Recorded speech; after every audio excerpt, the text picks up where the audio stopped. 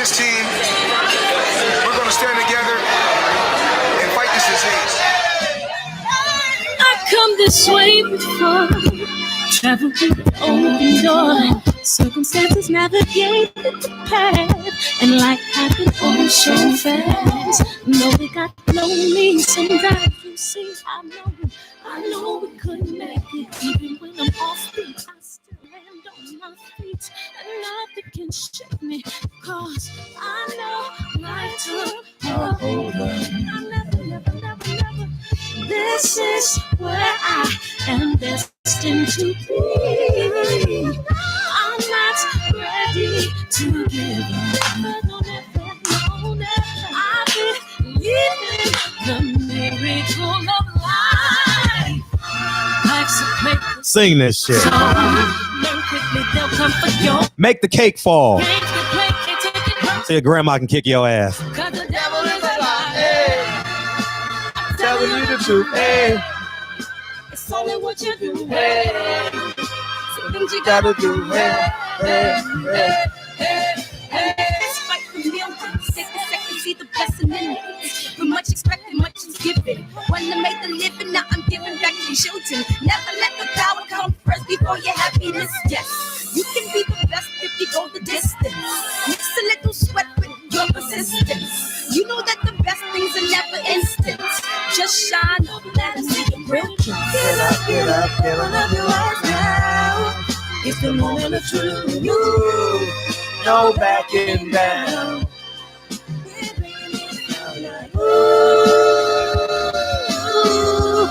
It's for the children. It's a given, gotta give it. Be a blessing. Yeah.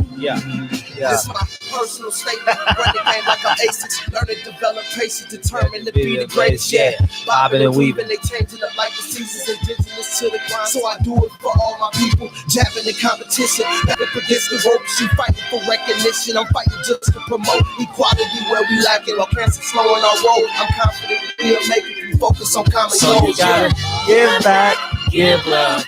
Giving something. Never give up, stand tall to fight another day. Yeah, he done. 2 toes, 2 feet, I stand on the ground.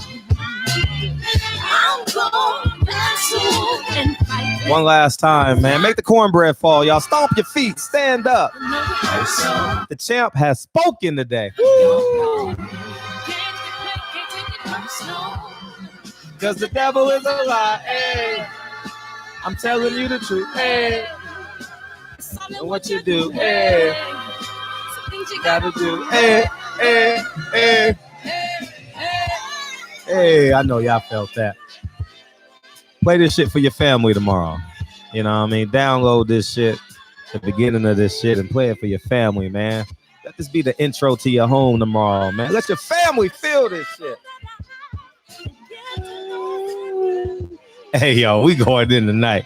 Hey, if y'all missed Deontay Wilder between the last 2 days with 78 and the boxing voice today. Woo.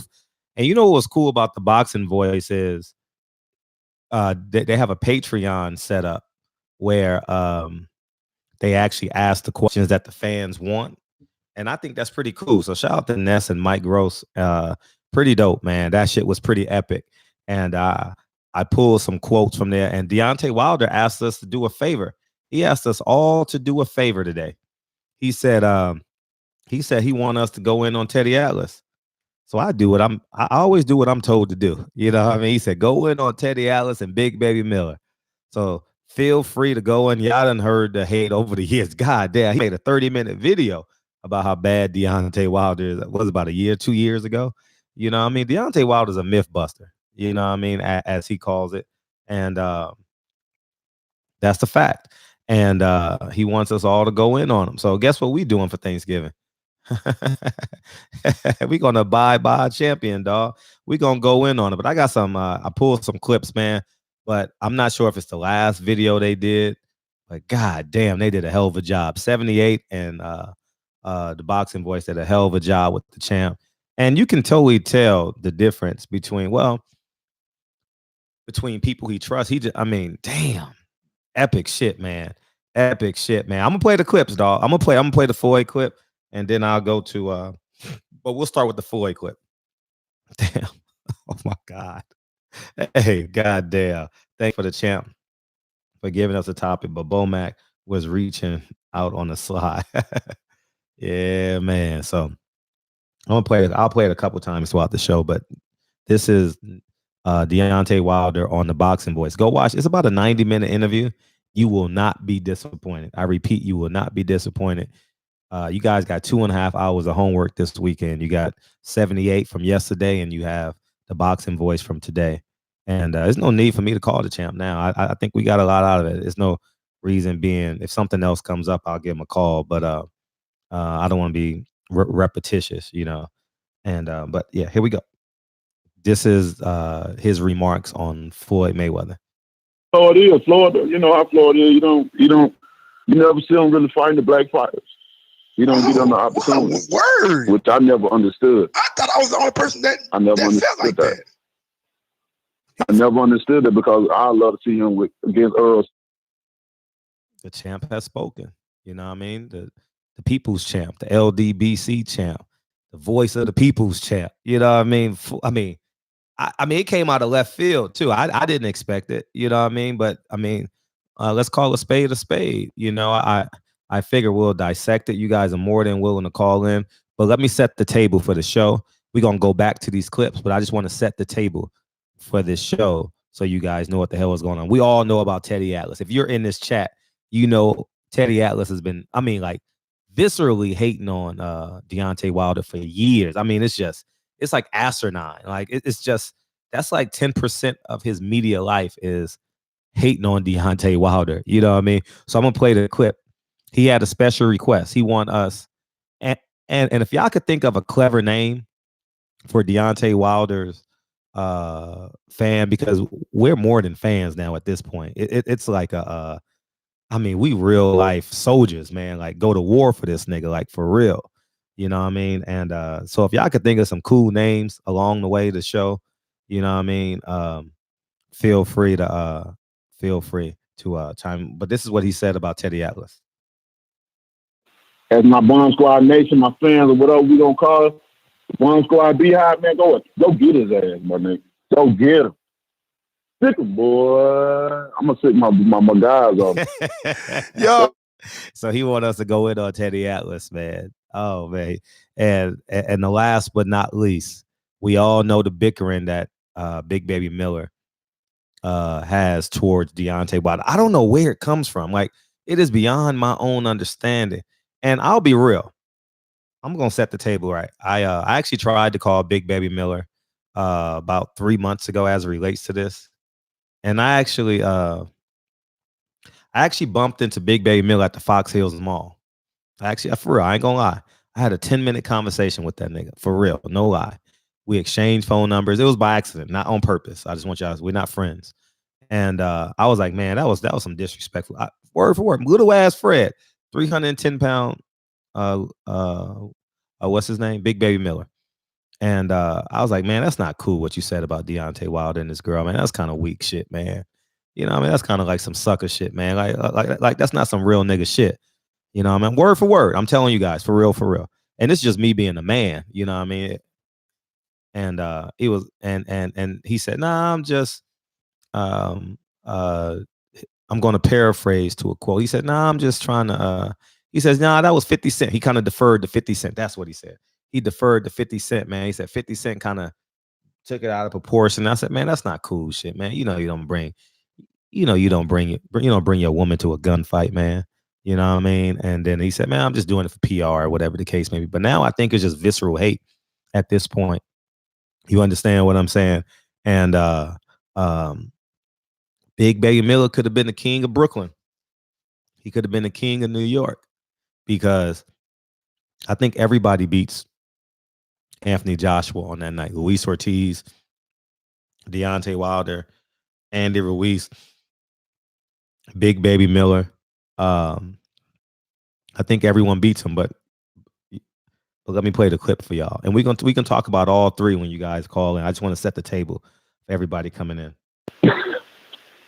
No, I don't want to hear nothing else from this coon ass nigga, man. I don't want to hear nothing from him. Nothing, not no word, and nobody else should. The Army should get on his ass too. And then how he go put his head? Oh my God, he went and laid his head on this man's shoulder. I want to come home. Man, you pathetic, bro. You pathetic. Man. And anyone around you that knows you and say they're your friend, they pathetic too. I would never want to affiliate myself around someone like him. He's every definition of someone that a crab in the bucket, bro. That's a true crab in the bucket. And that's how he should be treated. A true crab in the bucket to take that money. That's pretty much what he said, man. And there's the table, man. Bon appetit. Eat up. And Deontay Wilder put a battery in my back. Man, I was like, damn, I was sitting there. I literally just left the gym. And I'm like, oh shit, I got an alert. I got them on my notifications, the boxing voice. I was like, oh shit, Deontay Wilder's on. God damn. Man. Whew. I mean, it's just and he wants y'all to go in on him. So feel free to call in. You guys are more than welcome to call in. You can talk about Floyd not fighting black fighters.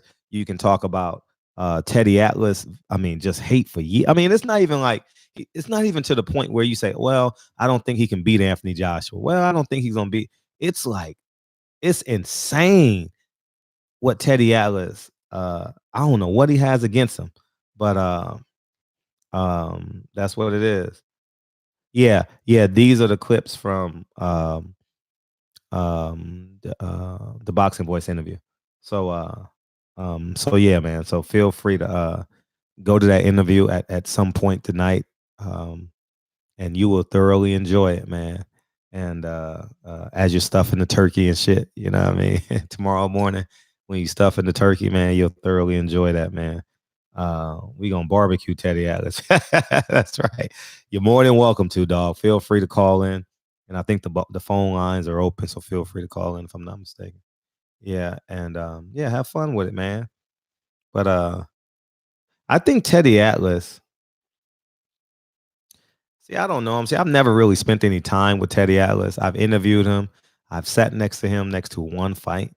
So I don't really know his personality. Like, I've only known him on TV, right? And I think he has there's some hate for great black athletes in him for some reason. I'm not calling him a racist. Don't take that extreme, okay? I'm not calling him a racist at all.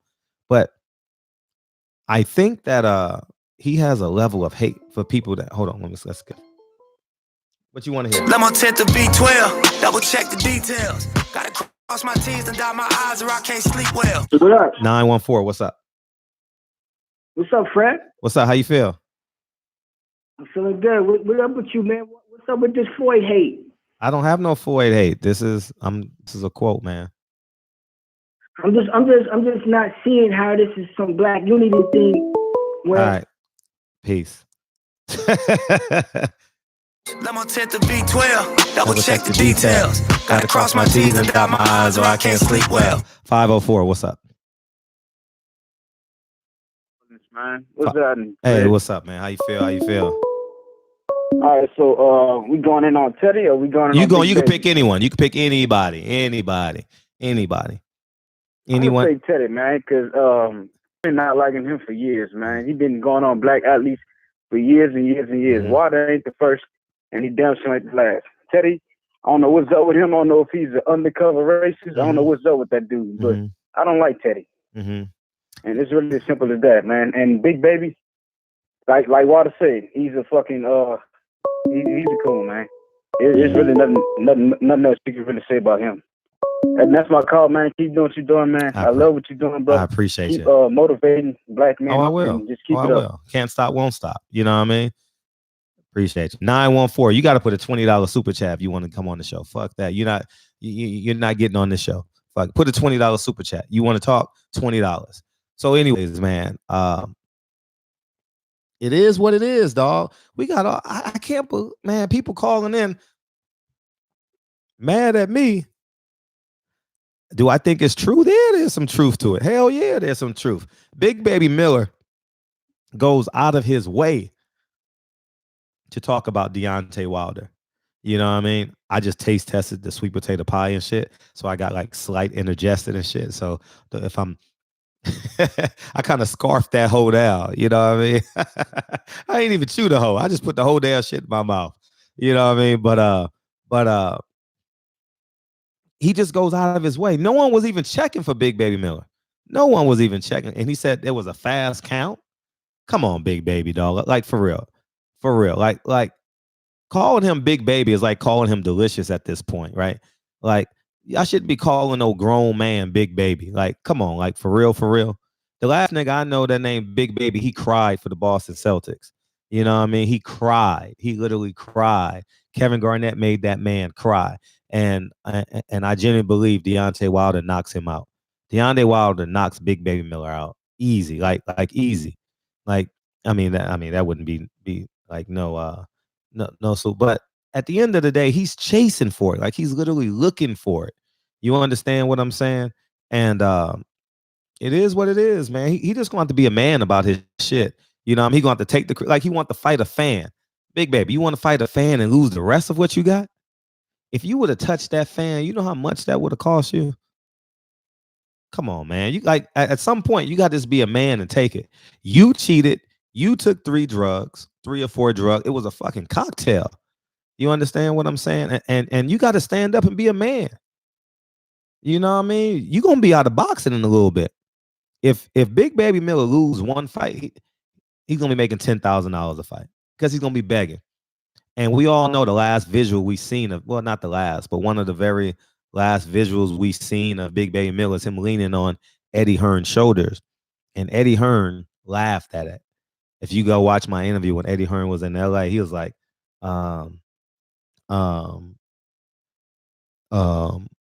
he kind of enjoyed the fact that Big Baby Miller is basically sucking up to him. You know what I mean? He blew his opportunity. It was in his hometown, dog. Let's see. Madison Square Garden is about 4 miles from Brooklyn. I can run to Madison Square Garden from the Barclays Center. About 6 miles, 7 miles, I would say. 34th Street. It's pretty close. You know, it's not a long, like it's an enjoyable run because there's a lot of traffic and shit.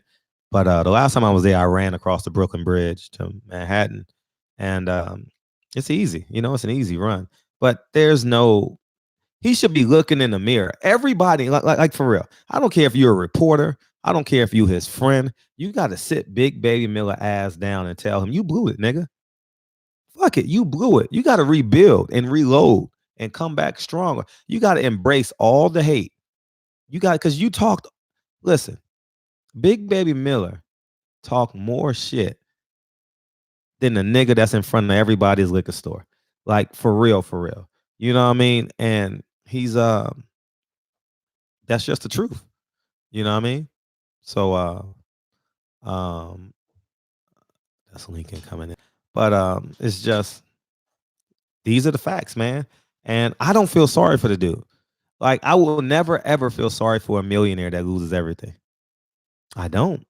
I truly don't, man. I don't feel bad for him. I mean, will I help him? That's a different story. I mean, that's an independent. That's on a person that's individualized. But this nigga, all he had to do was show up. Think about this. He shows up, he gets $7 million. And I believe he would have won. I believe he would have won. He would have got a rematch. He will be fighting next Saturday for $13 to $20 million. He would have made $20 million in 6 months. I believe every top 5 fighter beats Anthony Joshua June. I'm not taking nothing away from Andy Ruiz. I think the moment was too big for Anthony Joshua. In my heart of hearts, I believe the moment was too big for him. So all top 5, Luis Ortiz, Deontay Wilder, Andy Ruiz, Big Baby Miller, and you could throw in, I think, but Dillian White wouldn't get the fight in New York, but I think all those American heavyweights beat him, in my humble opinion. You know, people say he was clipped in sparring. It was too big for him. His anxiety kicked in. Fear of failure kicked in. Not being accepted kicked in. Not being each other's equal kicked in. Not being comfortable. not sleeping in his own bed, not having the ability of his normalcies that he normally does to get to his fights. All that whole chain was broken, and he didn't feel an inch comfortable here in America at all. 0%. You know, and that's just the reality of the game, man. And as it goes for Teddy Atlas, man, does it stem from Mike Tyson and his niece, or was that his daughter? Correct me if I'm in the chat. I know it was a young lady, but I think there's something in Teddy Atlas. There's a hint of jealousy of great athletes, of great black athletes. His niece, thank you. There's a hint of jealousy there. It is like to me. It just is. I don't know what it is, and I will gladly have this conversation with Teddy Atlas in person. But between Mike Tyson and Deontay Wilder and everyone else in between, I don't really. I'll be honest. I don't listen to Teddy Atlas. I gave up listening to Teddy Atlas. I don't know. I haven't listened to his videos in such a long time because they're so negative. You know, it's not that I don't mind listening to negative shit. You know, I get in moods like that too, but it's just over the top negative. Everybody's doing something wrong in his commentary. And I'm like, man, I just can't handle that. You know what I mean? I just don't. You gotta have some level of optimism. You know, I'm not calling Teddy Atlas a racist. I don't believe he's a racist, but I think there's something in him that believes he's inferior to great trainers, fighters. There's something in him that believes he's not adequate enough, in my humble opinion. You know what I mean? And we got to get to the bottom of it. You know, I haven't seen Teddy Atlas at a fight, but I'm pretty sure he'll be at a top rank fight. Well, I'm pretty sure he'll be at the Tyson Fury fight, so I'll get a chance to talk to him then that week. And uh, um, yeah, man. So I'll get the interview then. I'll gladly sit down with Teddy, and Teddy will gladly sit down with me and speak his spiel. Um, and that's the truth of it, man. And as it relates to Floyd Mayweather, man, I thought we should pull up his box rec. Yeah, when Floyd became Floyd Money Mayweather, now let's call a spade, man. He didn't fight no. I don't care what y'all say. Floyd did not fight any black fighters. You know what I mean? And he just had this belief that fighting Mexicans was the way to go. You know what I mean? So oh shit. I mean, come on, y'all. After Zab Judah, he only fought since 2006. He's only fought two black fighters: Andre Berto, and Shane Mosley since 2006. Because he had a run without Shambe Mitchell and Zab Judah, but for 11 years he only fought two black fighters. 11 years, the last 11 years of his career, he only fought two black fighters. Okay, put a band-aid on it. Okay, it's a paper cut. All right, I love you. You going to bed or you watching a movie? Close my door, please. All right. So and you never thought about that until you really looked at his box rec. And I'm not hating on Floyd. I'm responding to a quote. I never even thought about this shit. But god damn. All these Martinez's and Guerreros and damn, dog. Wow. He's had 50 fights, right? I'm not gonna count the first 20. Okay, the first 20 is like, I think Gennaro Hernandez. We'll start counting them after Gennaro Hernandez. Okay, because all those guys, even though they're all, we gonna start after 1998. Okay. Let's see.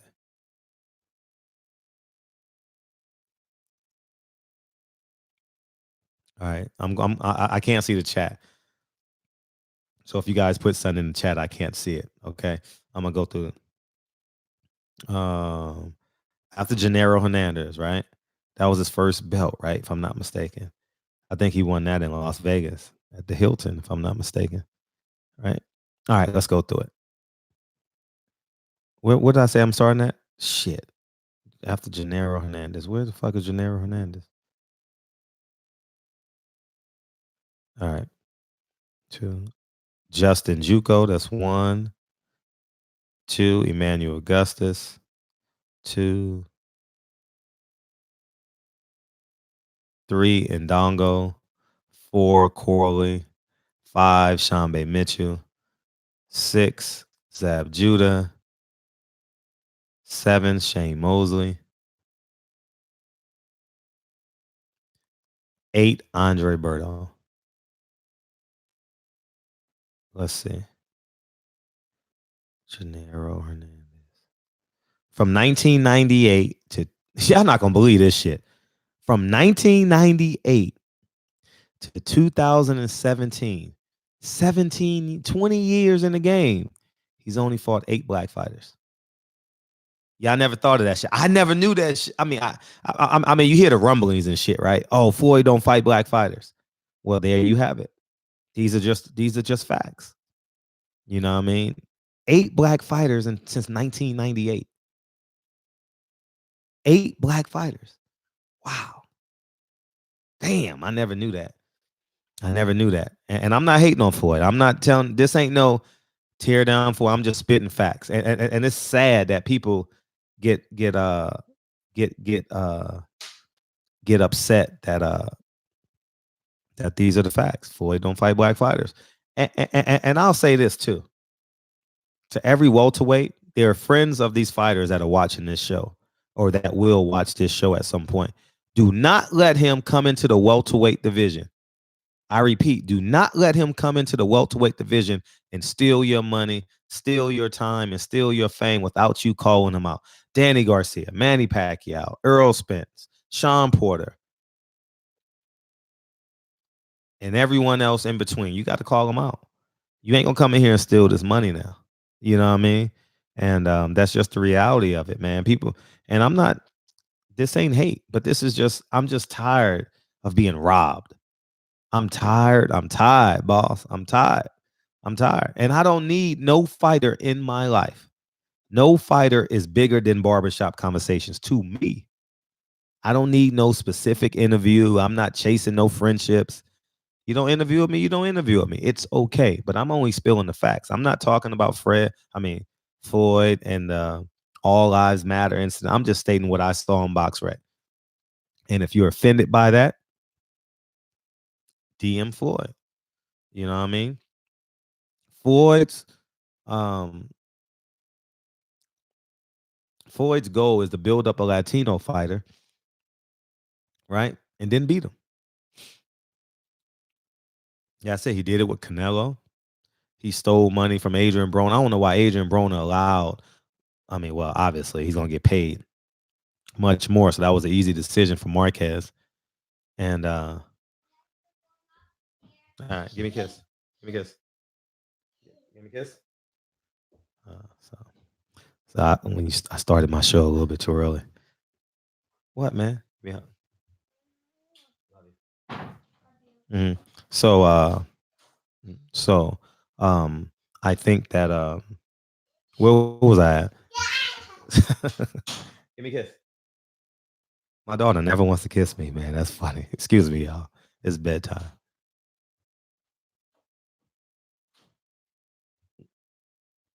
See you later. Make sure she gets upstairs safe. Go upstairs. Go upstairs. Hold on 1 second, guys. 1 second. Go ahead. Close the door. I love you. Love you. So yeah, man. So I never knew that. Like, okay, they're going off the bed now. So I never. You keep on coming back in the room. So, anyways, man. Come here. Want to say hi? You want to say hi? Come here. We'll get back to the show in a second, guys. They staying up late because we preparing for Thanksgiving. We got 100 people coming over tomorrow.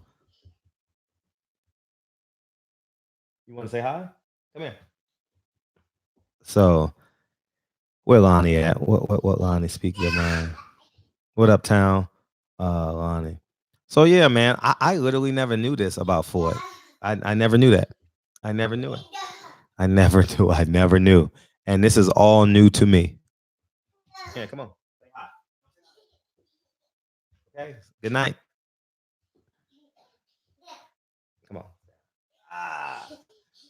Say hi. Say hi to the people. Say hi.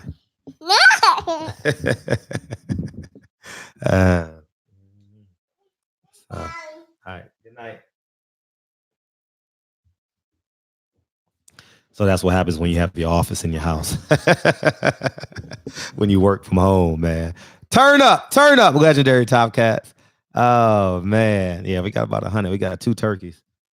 So that's why I'm about to put the other turkey in. Oh, we got 315 in my city. Let's see what intro is. Lemon tint to V12, double check the details. Gotta cross my T's and dot my I's or I can't sleep well. What up, 315? What it do? What up, Fred? I just seen the topic and I just wanted to ask this question because I wanted to know what top black fighters was around when Floyd was fighting. Oh, there's tons of them. Like who though? Like who would you? Come on, man. Come on, man. I'm not going to answer I'm that. saying that he didn't fight. I'm not going to answer that question because you didn't do your homework before you called in. Come on, man. I do know, but I'm saying he fought. Come on. I think he fought Zab Judah. That was a that was like, come on, dog. Who else? Come on, let's go. I mean, I'm not sticking up for Floyd, but I think Floyd's career is still the way how it should be. I mean, he didn't even fight this generation's fighters, let alone last generation. Remember, he's been around. He got a 6-fight deal with Showtime. To be honest, I think Terrence Crawford will punish him right now. Mm-hmm. I think Earl Spence will punish him. Mm-hmm. I think he beats Keith Thurman though. I think Sean Porter could probably give him a run for his money. But I don't know, man. Floyd is cool though. I mean, I'm with Wilder at the end of the day. But I just feel like Floyd's career was just good how it was. No, he's a great fighter. But he only fought 8 fighters since 1998. 8 black fighters since 1998. That's 19 years. He retired in 2017. That's 20 years. He's only fought 8 black fighters. Nah, you right. I can name off 10, but I'm not gonna waste my time. But I can name off 10 black fighters off the top of my head he didn't fight. Nah, I believe you. No, I'm not saying like Wilder wrong. I just asked you a simple question like, which black fighter you felt he should have fought that was at top over the opponents that he fought. Mm-hmm. You get what I'm saying? That was just I mean, the one person he should have fought without any hesitation was Vernon Forrest. Without hesitation, that fight should have been made immediately. You know what I mean? Okay, yeah. And I'm just saying that because they were with Al Heyman. You know what I mean? We know Andre Berto lost his opportunity when he lost to Victor Ortiz. But still, it's there's so many different. Man, come on, man. Yeah, it's a lot of fighters. Yeah. I wanted Floyd to fight. Like, when I was a Floyd fan, I thought he should have fought a lot of people. Mm-hmm. But Floyd was just handpicking people, man. And it sort of got me mad that I didn't get to see a couple fights with Floyd because I thought he was handpicking, not cherry picking, but I thought he was just picking fighters at the right time where he knew he could beat them. Yeah. You feel me? Like, cause Floyd one of my favorite fighters. I just don't feel me. I just felt that he handpicked a lot of his fights, and that's why I love Wilder. Because Wilder, he one of the first fighters that's gonna go out there and fight anybody. Anybody. He gonna fight anybody. And I kind of want to say I get this vibe from Tank Davis, but I just want to see him from under Floyd Mayweather. That's why I love your video earlier when you said he should start listening to Adrian Broner about being humble. Yeah. Yeah, you start listening to Adrian Broner because Adrian Broner really, really knows Floyd. You understand what I'm saying? And he knows the business. People gonna think, I'm talking about the antics. No. Yeah. Adrian Broner Go ahead. I'm sorry. I've seen a lot of confused people in your comments when you said that comment. Yeah, I know. And it's okay. And it's okay. Because I've had private moments with Adrian Broner. So I know he has a good brain on his shoulders. He's just young and rich and famous. Like he's not just a boxer. He's famous. Like Adrian Broner is. I mean, he can go anywhere in this country and someone's gonna recognize him. So and it is what it is, man. But I had no idea. And this is me just being 100. Nah, that's a fact though, man. I mean, you a real nigga, Fred, man. You know, I ain't going against you, man. I wouldn't even be calling if I was going against you. No, it's fine. I was going. just, I was like, man, that's a. I mean, if you up at midnight or at least 9 o'clock, you should know at least Man, five I'm black not. fighters. Yeah, if You I'm know what I going mean? against you, I'm not up at 9 o'clock trying to debate with someone I'm going against. You feel me? I got I'm you. up because I support you. You feel me? I Thank mean, you. I actually look up to you. I go Oh, to I appreciate school. you. Congratulations. Feel me? I'm in college right now. I'm What school you go to? fine. I go to school out in Buffalo, like upstate. You feel me? I go Okay. to UB. Okay. Feel me? I'm trying to find businesses that I could look into. You feel me? That's why I look at your channel every day. You give me motivation. Oh, that's what's up. So I'll be chilling, listening to the older heads talk. Oh, the older heads, the OGs, right? Yeah. Niggas be calling me OG I'm now. here That's like talking to my pop. shit. Gotta get used to that shit. I already know though, man. Yeah, Water is just a great role model to look up to, man. I mean, I can't ask you nothing more from you. And I just hope that Tank Davis could grow into that one day. I want Tank Davis to be great. Person. I want Tank Davis to be great, and I want him to fight the Devin Haney's. I want all them guys to make money. Shakur Stevenson. That's another thing. Yeah, go ahead. I think you should talk to Devin Haney about like stop comparing yourself to Floyd. You feel what I'm saying? Like, well, it's a marketing ploy. You know what I mean? Floyd is still kind of hot, I think. You know what I mean? Yeah, he kind of hot, bro. But I'm just saying, like, just make your own name. I just keep seeing him in the media with him tied to Floyd too much. I feel thanks, OG. He's gonna be great. I think he's gonna be great regardless, but based off his skills. Yeah, he's gonna be great. He's gonna be great. He's gonna be great. I agree. He probably could be better than Mayweather. He could be. Good, humble could be. To him too. Yeah, he could be, man. And actually, every 147, 54 short, Floyd should be calling out. I don't want to see him fight no circus act. I'm just keeping it real. And if he fights Manny Pacquiao, Vegas gonna make him lose. I don't care what happens in that ring. Manny Pacquiao's walking out. I don't care. I don't care if he beats him. He's not winning that fight. I don't. Why you say that? Because he's not going. You think Vegas that against him? I think Vegas wants money at this point. I think Vegas knows that Floyd is just trying to steal the bank. They have no. Oh yeah. They have no relationship. Vegas has no relationship with Floyd any longer. None. Okay. What business do they have to do protecting Floyd when he's just coming back trying to steal money? How you convince him to come back? Yeah. Hey, you lost.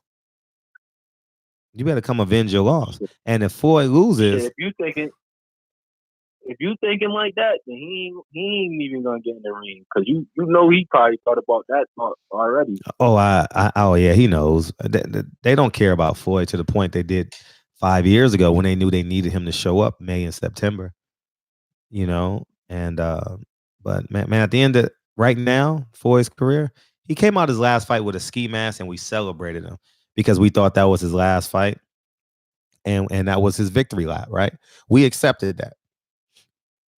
I'm talking about in large numbers, right? There are a certain percentage of people that said, "Nah, I ain't fucking with it," but I accepted it. I'll use I statements. I was proud of Floyd. I was proud that he beat the system. I was proud that he left Bob Arum and made all that money without him. He and Al Heyman riding off into the sunset. Now I need you to say, I'm gonna inspire people who look just like me. You know what I mean? We personally don't care about an $18 million watch. That's unimaginable to me. Like, I'm just being honest. Like, I don't know what 18. You can't die with shit like that. You can't even wear it. Like, so you're gonna get robbed if you got it. I don't give a damn who you are. If you move like Floyd, you got an $18 million watch on, you're gonna get robbed. I'm just being 100. At some point, robbed every day right now. Yeah, I'm just saying. At some point, you're gonna get robbed. Snatch. Yeah, you know what I mean. Like that. There's nothing cool about that. And this don't mention Floyd in the sixth. That was his winning lap, you know. And how's that, DB? And we accepted it. He came out in the mask. I saw it. It was on the big screen. I was there. I was ringside, you know. And I was proud of Floyd. Like, I was like, okay, I know he done did some BS. I'm proud of him. Now that you're retired and you're a billionaire, one of the richest black men in America, You know what I mean? And you did it without sponsors, and now we need you to come back and be out there. You don't have to be a Deontay Wilder. You don't have to be a Malcolm X, but we need to see you visibly interacting with us. Yeah, at first I thought the little cocky Floyd, I thought that shit was just like an act to promote his fight. Yeah. But this shit, this shit far past the act now. I thought that cocky shit was just like to like, feel me? Because at first I used to like that cocky shit. Like I used to want to be Floyd back then. You feel me? Like I just felt like no, we all admired Floyd on some level. You know what I mean? I was like the fact he was just hitting people upside the head. You know what I mean? And stealing their money, getting 12 round unanimous decisions. You think we liked it too much to the point he just got over cocky? Like he felt like we was liking it too much to the point like he felt like we like him the way how he is now. Say it again. I was reading. Like, you know, like how I said, you know how like some people like say like they used to want to be Floyd, like before we found out like the true Floyd. I think like do you think like people felt like do you think that he felt like we liked him too much to the point like where he over cocky now? I don't know if I'm wording it right. I think he is who he is. You know, he's had many years to come back and be like, hey, you know what I mean? I'm building with y'all. Like at 43 years old and a retired boxer, you have no need to have 6 security guards. For real. Like you're not Michael Jackson. And this ain't being, people gonna take this out of context. This ain't disrespectful. You're a retired fighter. No one wants to fight you. Like Floyd, no one wants to fight you. We want to celebrate you. We want to hold you in high regards. You know what I mean? You should be touching the fans at this point in your life. It should not be 6 security guards around you. You know, like it's gone. You know, like that allure is done. You know, and he gonna see it when he's out here trying to sell these pay-per-views, and people like fuck for it. And then when he looks out into the crowd, nah, no one, not in the numbers in which he think he is. And because people already hearing too much that he trying to steal bank. So I think people not going for this one. Yeah, I'm not dealing with it. And the Terrence Crawford too, bro. I'm happy you tied on that too earlier, man. And one thing I gotta say about Terrence Crawford, I just think like Terrence Crawford, he don't see the point that you see because he one of them people who don't come from money. You feel me? So the first like when he see money, he gonna go for it. I see what you're saying. It's the right decision. Yeah, he don't come from nothing. You feel me? So like he not seeing the money how you seeing it, and how even though Walter turned down that money deal with DAZN, like he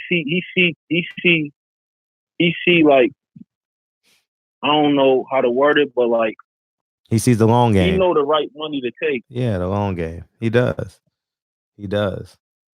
man, and he's gonna win in the long run, man. Wilder got foot soldiers for real, man. Like he was talking about it today, and I got a bit emotional listening to him.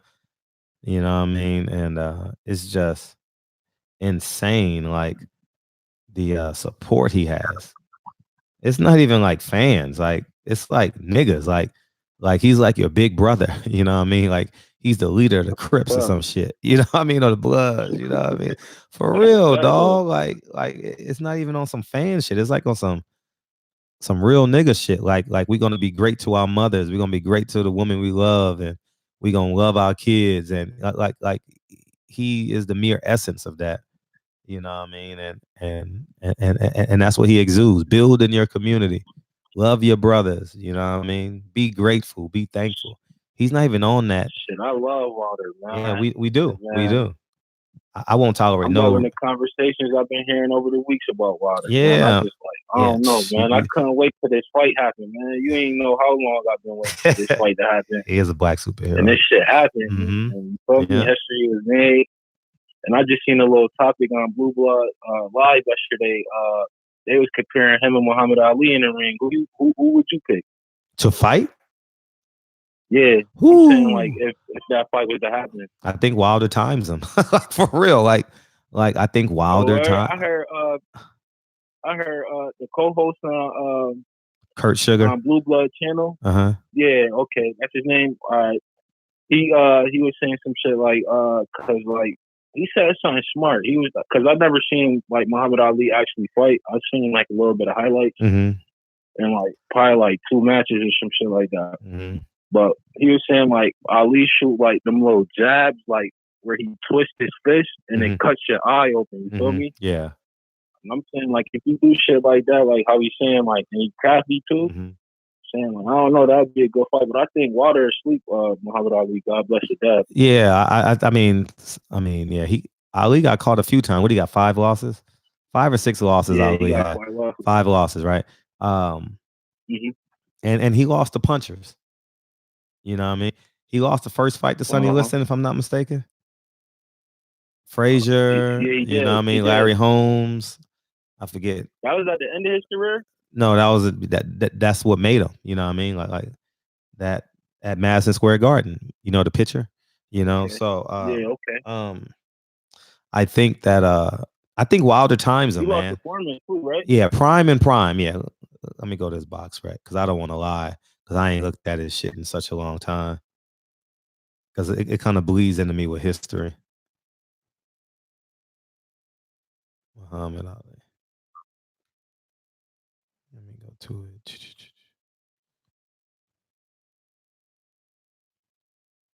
Oh, that's dope. They on box rec. He was 56-5. 56-5? Yeah. That's a good ass record. Yeah. Hell yeah, that's a great record. Yeah, Ken Norton was the other guy he lost to. Ken Norton. A great ass record. I got. No, he beat Sonny Liston twice. I'm not mistaken. I'm sorry, he beat Sonny Liston twice. Oh, he did? Yeah. I stand corrected. Yeah, I remember that fight too. Joe Frazier, that was the loss. Yeah, that was Joe Frazier at Madison Square Garden. I stand corrected. He lost at Madison Square Garden to Joe Frazier. Yeah. I know he lost to Joe Frazier. Yeah, thanks for correcting me. Yeah, man. And he lost to a very. And then I remember, as you guys said in the chat, he lost to a very young Spinks. You know what I mean? He lost to a very young Spinks. I think he had 7 fights, 9 fights, some shit like that. You know what I mean? I haven't had these conversations in such a long time. You know what I mean? But they're in my brain somewhere. Blue Blood Channel was a good conversation. It was yesterday? Because I like when Kurt Sugar talk. Kurt Sugar be dropping some jewels for real. Yeah, he definitely was, man. He dropped some jewels on me. Burbick. He retired after that Burbick fight. He lost to Burbick by unanimous decision. I remember that. That was in the Bahamas, right? Was that in the Bahamas? If I'm not mistaken, that fight was in the Bahamas. His last fight, Muhammad Ali's last fight was in the Bahamas. Let me see if I'm right. Let me go to box right. Nassau. Is Nassau the Queen Elizabeth Sports Center in Nassau, Bahamas? Yep, that's what it was. Yep, that's what it was. Dope. Yep. So yeah, man, definitely dope. So yeah, man, the GOAT, man. All right, Fred. I appreciate you. All right, Fred, man. All love, man. Wilder, the king of the heavyweights now. He's the best to ever do it. Muhammad Ali second now. Oh, don't start that. Not like that, Fred. I know. Not like that. I'm not saying he's second in that fashion. You feel me? But I gotta put Deontay Wilder number 1. All right. Let me get to the next call. Nobody going up against that right hand. All right. Peace. Double check the details. Gotta cross my T's and dot my I's or I can't sleep well. 504. What up? Yeah, it's Reed from New Orleans calling back one more again. I ain't gonna bother you for the rest of the night, Fred. I just gotta acknowledge all the haters real quick. Teddy Atlas. I'm gonna start at. I got a whole list, man. Teddy Atlas. He praises Rocky Marciano, who's 5 for 10, 185, but then he diminishes Wilder, who would like flatline Marciano. Floyd Jr. Of course, he hates all black fighters who just get noticed by everybody. Floyd Senior, I'm not gonna really say too much on him, but he really don't know what's going on. He just say whatever and just praises Floyd Jr. With everything. Big Baby, there's nothing else really to be said about him. You already know about Big Baby. Mike Tyson. When Wilder knocked Ortiz out, I'm hearing that Mike Tyson got up and walked out the goddamn stadium. So I don't know what's up with that, man. I don't know what Tyson got against Wilder. I mean, Booker T don't know nothing about boxing. He picked Ortiz over Wilder. He did? I don't understand it. Yes. Oh, I yes, thought he picked Wilder. On Fox. Oh, I thought he picked Wilder. He picked Luis. He picked Luis Ortiz. You can go back and watch the Fox interview he did. George Foreman, he just lost. I don't know what he be talking about sometimes. At 1 minute he's saying Wilder hit hard. The next minute he's saying Wilder don't. I don't know what's up with this dude. Paulie Malignaggi, the reason Wilder left Showtime, I believe in my heart. Tank Davis, the interview Wilder gave with Neff, he still supported Tank Davis even after Tank Davis went against Wilder in all his fights. So that shows you the character Wilder got. And he said he'll be there in Atlanta to support the fight. Yeah, he would be there in Atlanta to support this young brother, and he's telling us to support him. His supporters. So if he don't say nothing bad about somebody, I ain't gonna say nothing bad about somebody. But Tank, he need to get it right. He need to get it together. And he said Sean Porter is a great fighter. Exactly, and Sean Porter picked against Wilder. Sean Porter picked. I thought Ness was gonna bring that up, but I was hoping he would. Yeah, I wanted to hear his response. I'm gonna slow it down. I know I'm going fast because I ain't trying to hog up all the time, you know. And the whole Mayweather camp, every goddamn time Wilder name come up, they picking against him, going against him, hating on him. He when Wilder sloppy can't fight. They always look at the negative thing. They never look at what he do good. I mean, 42, 43 pounds, a man doing something right, you know. That's what I say. And last but not least, Tyson Fury. February 22nd, get ready to get that chin up, buddy. And I'm gonna just leave it at that. I'm gonna be calling more frequently, man. I just have to acknowledge, you know, I seen the title is Floyd and Teddy Atlas, but this is the rest of the list, and it keeps going. You know, so the rest of the list. This the rest of the list, man. You know, it sound like I'm rambling, but I'm just adding to the list that I've seen the title. I'm just trying to stay on subject.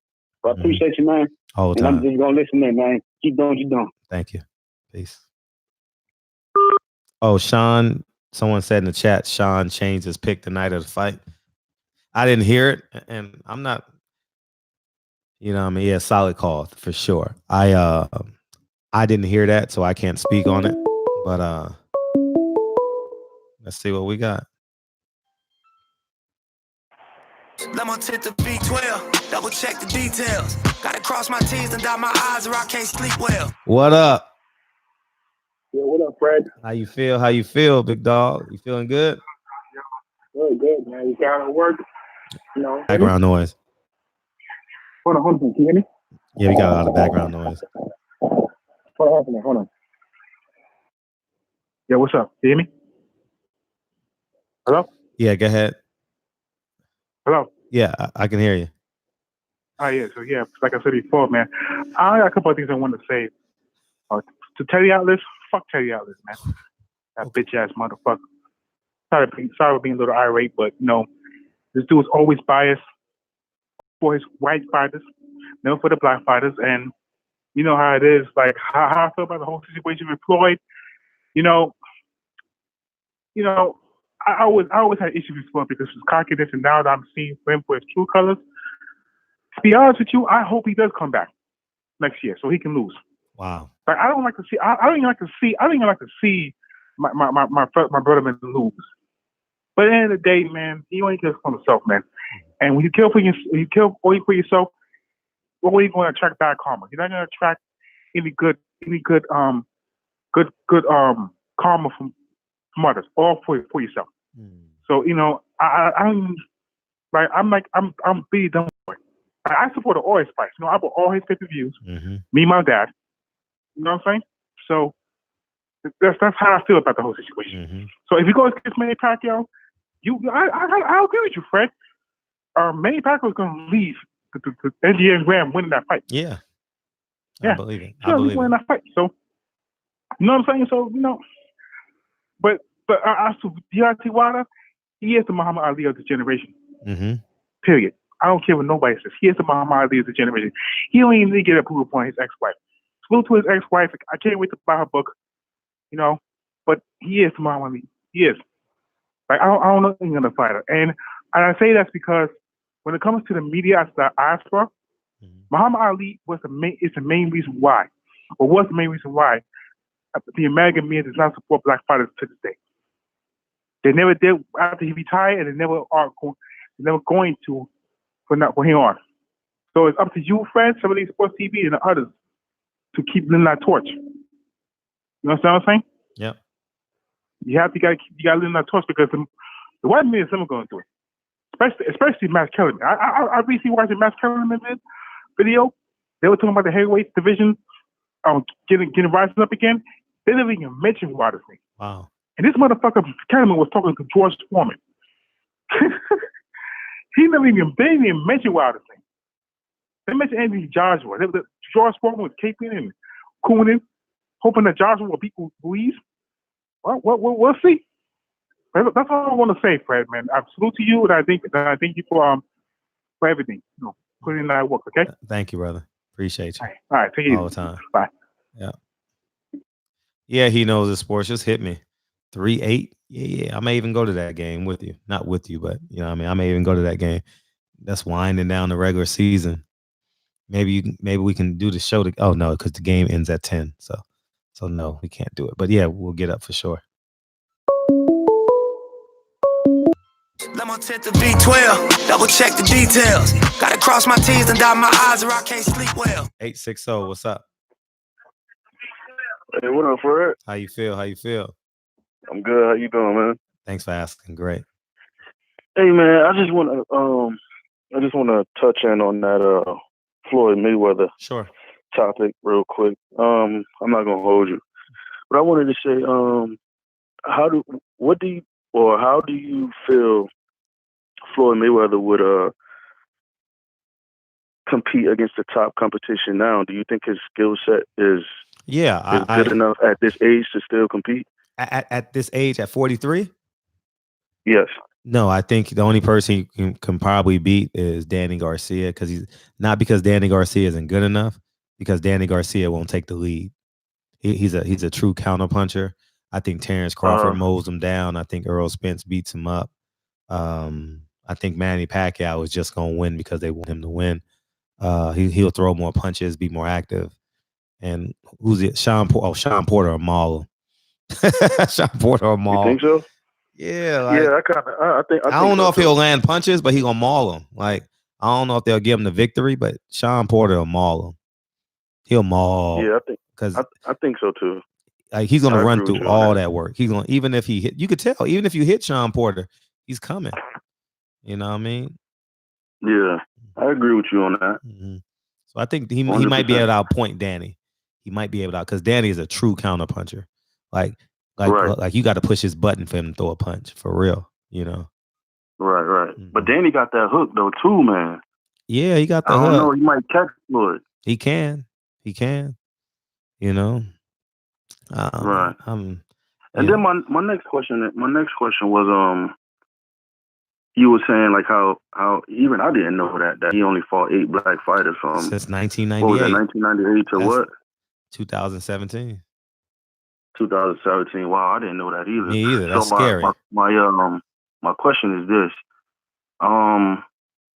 in his prime at that time, from let's say 99 to the 98 to the early 2000s or what have you, with his skill set then in his prime, do you think that if he would have fought the top competition back then, do you think he would have still been undefeated today? No, because his body would have broke down on him.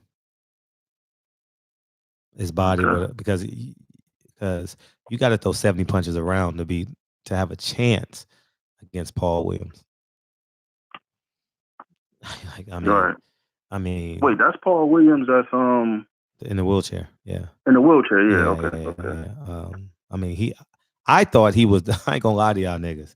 I thought he could have beat Floyd Mayweather. I was a Floyd Mayweather fan, but I was like, man, Paul Williams. I don't know how he's making 47, but how he's doing, he needs to sell it.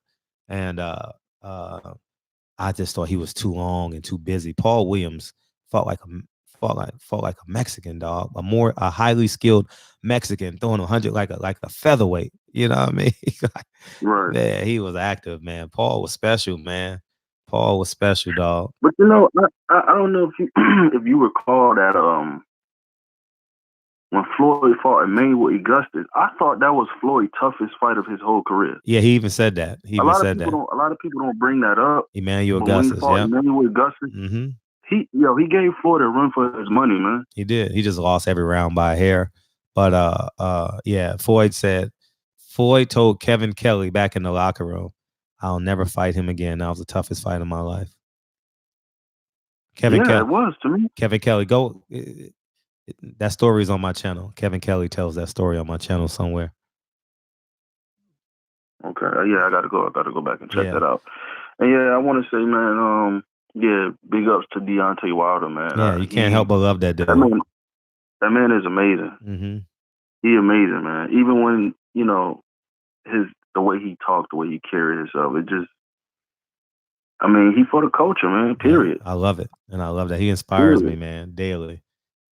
And me and a buddy of mine, this my last thing I'll say before I let you go. But me and a buddy of mine was saying was having.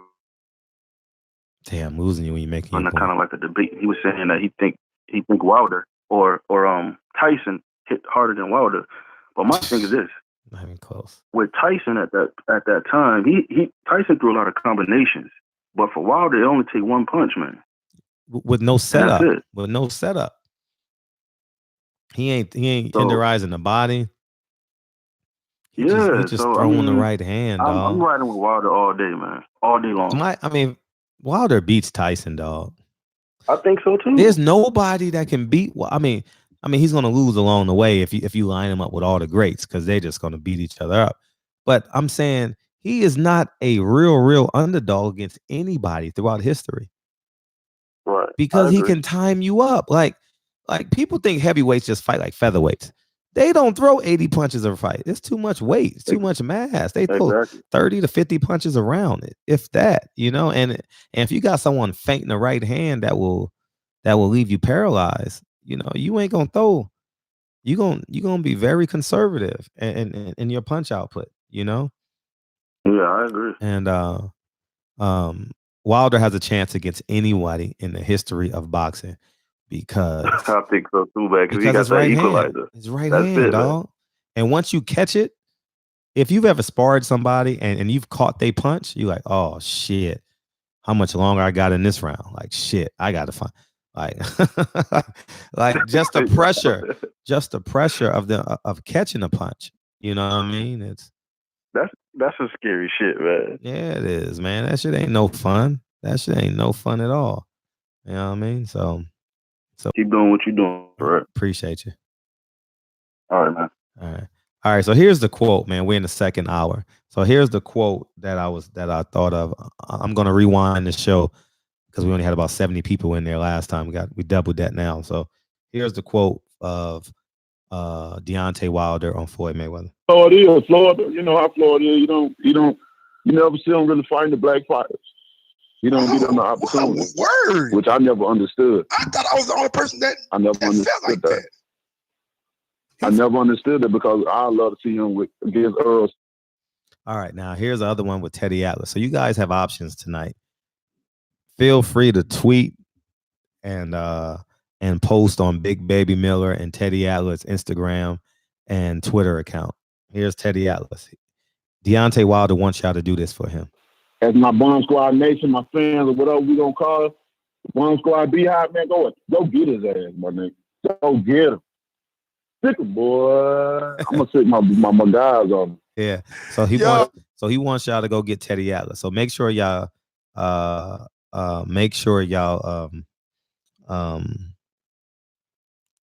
go to their comment section. Go to Teddy Atlas Instagram comment section and tell him why he hating on Deontay Wilder so much. Why don't y'all do that tonight? All right. And last but not least, Big Baby Miller. It's a 35-second clip somewhere in there. So listen up. No, I don't want to hear nothing else from this coon ass nigga, man. I don't want to hear nothing from him. Nothing, not no word, and nobody else should. The army should get on his ass too. And then how you go put his head?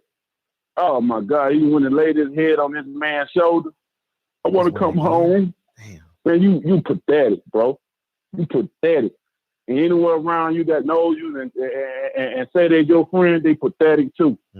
I would never want to affiliate myself around someone like him. He's every definition of someone that a crab in the bucket, bro. That's a true crab in the bucket. And that's how he should be treated. A true crab in the bucket to take that money. That's and all those are courtesy of the Boxing Voice. I'm gonna tell y'all right now, do yourself some justice. If you guys missed 78's video with the champ yesterday, make sure you go watch that. And for dessert, you guys go to the Boxing Voice, go subscribe to both those channels if you haven't already. And I thought Mike and Ness, the temperature of that interview was superb. I mean, that shit was so good. Just the temperature and the ability to where it's a safe zone, and you know that where both people are, where the person is comfortable asking any question, and the person being interviewed is comfortable answering any question. That's the type of climate you want to be in. You don't want to be in you know what I mean? Even if you disagree with something, you just want to be in a position where you guys can have great dialogue. And I thought it was exceptional. And then if you want to, yesterday, same thing, 78 and 78 and the champ has great chemistry. And so and just go ahead and enjoy yourself. Black Friday, treat yourself. And what else gonna say? And my last but not least, all the welterweights in the world. I'm gonna tell y'all this: if you let Floyd come in here, and take your money, take your time, take your advertising dollars, take your date, and you not block it or get in the way and speak up against it, and you're a coward. That's all I'm gonna say. I'm not mad at you for it. I mean, you're not a true coward, but I'm saying don't let someone take food off your plate. And he's just coming here for show. You know what I mean? I don't want to fight on this undercard. He ain't even give Tank Davis $1 million and he made 300 million. You know what I mean? I don't want to fight on your undercard. I don't want none of that shit. Nah, you go do what you want. You gonna take my Manny Pacquiao fight away from me? Nah, go do what you want. You know what I mean? Oh, the last clip you're talking about Big Baby Miller. Yeah, Big Baby Miller. And that's on the Boxing Voice. It's a 90-minute interview. Do yourself some justice and go watch it. Great interview, dog. Damn, champ, man, you gave us some classics the past 2 days, dog. So we got homework tonight. Barbershop Conversations. We got homework tonight. The champ is asking us to go to Teddy Atlas Instagram and Twitter and ask why he hates so much. The champ is asking all of y'all to go to Big Baby Miller's Instagram and or Twitter, whichever one you use, and ask him why he hates so much. That's it. You know what I mean? And he would greatly appreciate if we can get about 10 people to go on each. That'll be great. That'll be awesome. You know what I mean? And been sub to TBV for years, but I don't type in their chat either. Yeah, they had a good show today. They actually had Bomac on yesterday, and I missed it yesterday. I watched that interview this morning. I told y'all, and they had Shelly Finkel on today. I got a whole bunch of interviews lined up for y'all. Man, it's just family. Man, I got when I say I got 15 interviews lined up. And I just because I got a small window of time during the day when Kennedy is asleep, so I can't get it in. But we'll get it in. I promise you, we'll get them in.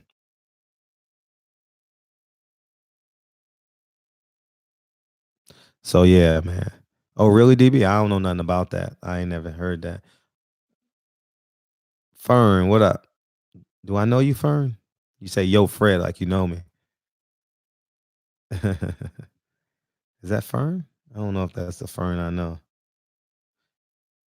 If I was Tank's promoter, who would I have him fight? Gary Russell on pay-per-view in the biggest arena in Baltimore. That's what I would do. Fight needs to happen at 130. Gary Russell said he'll fight him at 130. Make the fight at 130. It's a great fight for that area. Mayweather, one of my favorite fighters. He got to fight a top welterweight, man. You know what I mean? You ain't coming in my house going in my kitchen, dog. Like, none of y'all niggas, I don't give a how well I know you. You better let me go in the kitchen first. I don't give a fuck. You ain't going in the kitchen just opening up my refrigerator. Man, get the fuck out of here. Who you think I am? Who you think I am, nigga? Like, that's what I'm saying. He's going in every welterweight's pocket, going in their kitchen. You know what I mean? We'll see what Spence look like. I'll advocate for it. You know what I mean? I'll definitely advocate for that fight. I like Spence. I'm so excited for him to come back because I love what he's gonna inspire people. I'm gonna love that about his stories, that he's gonna inspire people. Someone sent me a video of his car today. Oh my God. How he survived that wreck, I have no idea. Or excuse me, single car accident. I have no idea. God is amazing. Earl has a purpose. And I'm 100% all in. I'm going to support his purpose moving forward. I hope that he heals and I know he loves to fight. So hopefully he has a chance to fight again. And I'm hopefully we get the best of Errol Spence moving forward. You know. Now once Tyson Fury and Deontay Wilder happens, there's nothing in the way of Terrence Crawford and Errol Spence happening later in the year if he's healthy enough to have that fight. You know, so. Let my 10 to V12, double check the details. Gotta cross my T's and dot my I's or I can't sleep well. What up? What up, man? How you feel? How you feel? 55 sitting on 55 meals. Happy Thanksgiving Eve. Likewise. I heard a comment comparing Ali to Deontay Wilder. Mm-hmm. And remember, Ali was fighting 15 rounds. Oh, true that.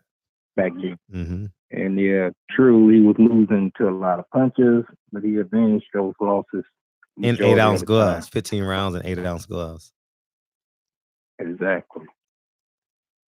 So you don't think that would be a difference maker in comparing them two? No, because Wilder's gonna come in shape, man. He doesn't have no body fat on him. He's gonna come in shape, and if he knows he's fighting Ali, he knows what he's up against. You know what I mean? He's gonna hit Ali, and Ali's gonna have to make a decision. He's gonna fight from the outside. He won't be able to rope-a-dope Deontay Wilder. That won't work.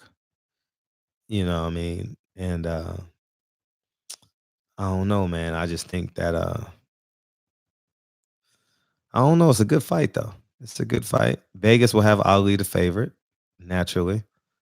More naturally, aesthetically pleasing with jab on your toes and stuff like that. You know, he's talking. He's going to sell the fight. Deontay Wilder is going to sell the fight as well. And Ali, who beat Sonny Liston, is a big favorite. Would be the big favorite. You guys are right in the chat. He would be a favorite, naturally. Right. But I'm telling you, man. Like right. I guess that's what I'm looking at both of them at their apex. Of course, you could pick different times. But Wilder can clip him, though. And I'm saying Wilder can clip him. Wilder's a great athlete with high intellect. Like, Muhammad Ali will not be able to dance around the ring and box on his toes and talk shit and throw that jab out there and stuff. He won't be able to do that like on a regular basis. Wilder gonna faint the life out of him. You know what I mean? He ain't gonna be able to move to his left and throw that jab when Deontay Wilder, I believe, is longer and taller. He can come over the top of it. You know? So I mean, I know you guys are just thinking because I mean we all have an affinity for Muhammad Ali. But I don't know if you ever been in the ring with the motherfucker that can knock you out with one punch. You ain't gonna open up. Ali ain't gonna know rope-a-dope. He's gonna fight from distance. I could barely hear you with the phone ring. Oh yeah. I guess somebody want me to get off the line. Yeah, he ain't. But I'm trying to hear I hadn't finished what I was saying. My comparison is both of them at their apex. I reiterate, of course, there are times in their career where you can definitively pick one over the other. We don't know what time in the career they will be meeting up. So we'll just go with them at their apex. After Norton, whatever. I think I'm after Norton. I think that Deontay Wilder may be even to favorite. Before Norton, I think Ali would be the favorite in Vegas. Okay. But I mean, Deontay Wilder is in every fight against any heavyweight in the history of the sport. Y'all never been in the ring, so y'all don't know what it's like to be afraid of a motherfucker. Like, not afraid, but you don't want to get hit by him. Like, I'm just being honest with you. I'm being honest with y'all, man. Like, if you've ever sparred, like, you don't want to catch none of that shit, dog. You don't want no parts of that shit. And your body's unprotected. Like your chest area, only your head is protected. So when you catch that shit on your forearm and your deltoid, that shit hurt, dog. Like, that, man. I mean, shit. I'm trying to help y'all niggas understand the realities of boxing. Y'all just think, y'all just see them Ali highlights and shit, and you saw the Rumble in the Jungle and the Thrill of Manila and him beat Sonny Liston back-to-back times. You just think like, oh yeah, he just gonna box circles around, but he won't be able to go left the whole fight because Deontay Wilder's gonna feint him to his jab hand. The same way he did Luis Ortiz is the same thing he can do to Ali. You know what I mean? And he's gonna be longer. And I'm not saying this because that fight can't happen. I'm just speaking realities. You know, he can beat Muhammad Ali. He'll knock out George Foreman. He'll knock out George. I'm just saying with Ali at Ali's apex. That's Ali will be the favorite. Narrative. I told you, Ali will be the favorite before Norton. Right, before Norton, he would be the favorite. But after Norton, I think it's an even fight. Like, Ali spent too much time on the ropes, you know? The Wilder will always have a puncher's chance. I'm not taking that from him, you know, regardless of what the haters say, that he's not fighting nobody, just fighting tomato cans or cab drivers or whatever the case. I don't listen to that. You know, I look at him and I make my own assessments. And I feel he is true. But now he's in the aura where you don't compare him to just the regular, anything below a Class B fighter. Deontay Wilder shouldn't really be compared to because it's just a given.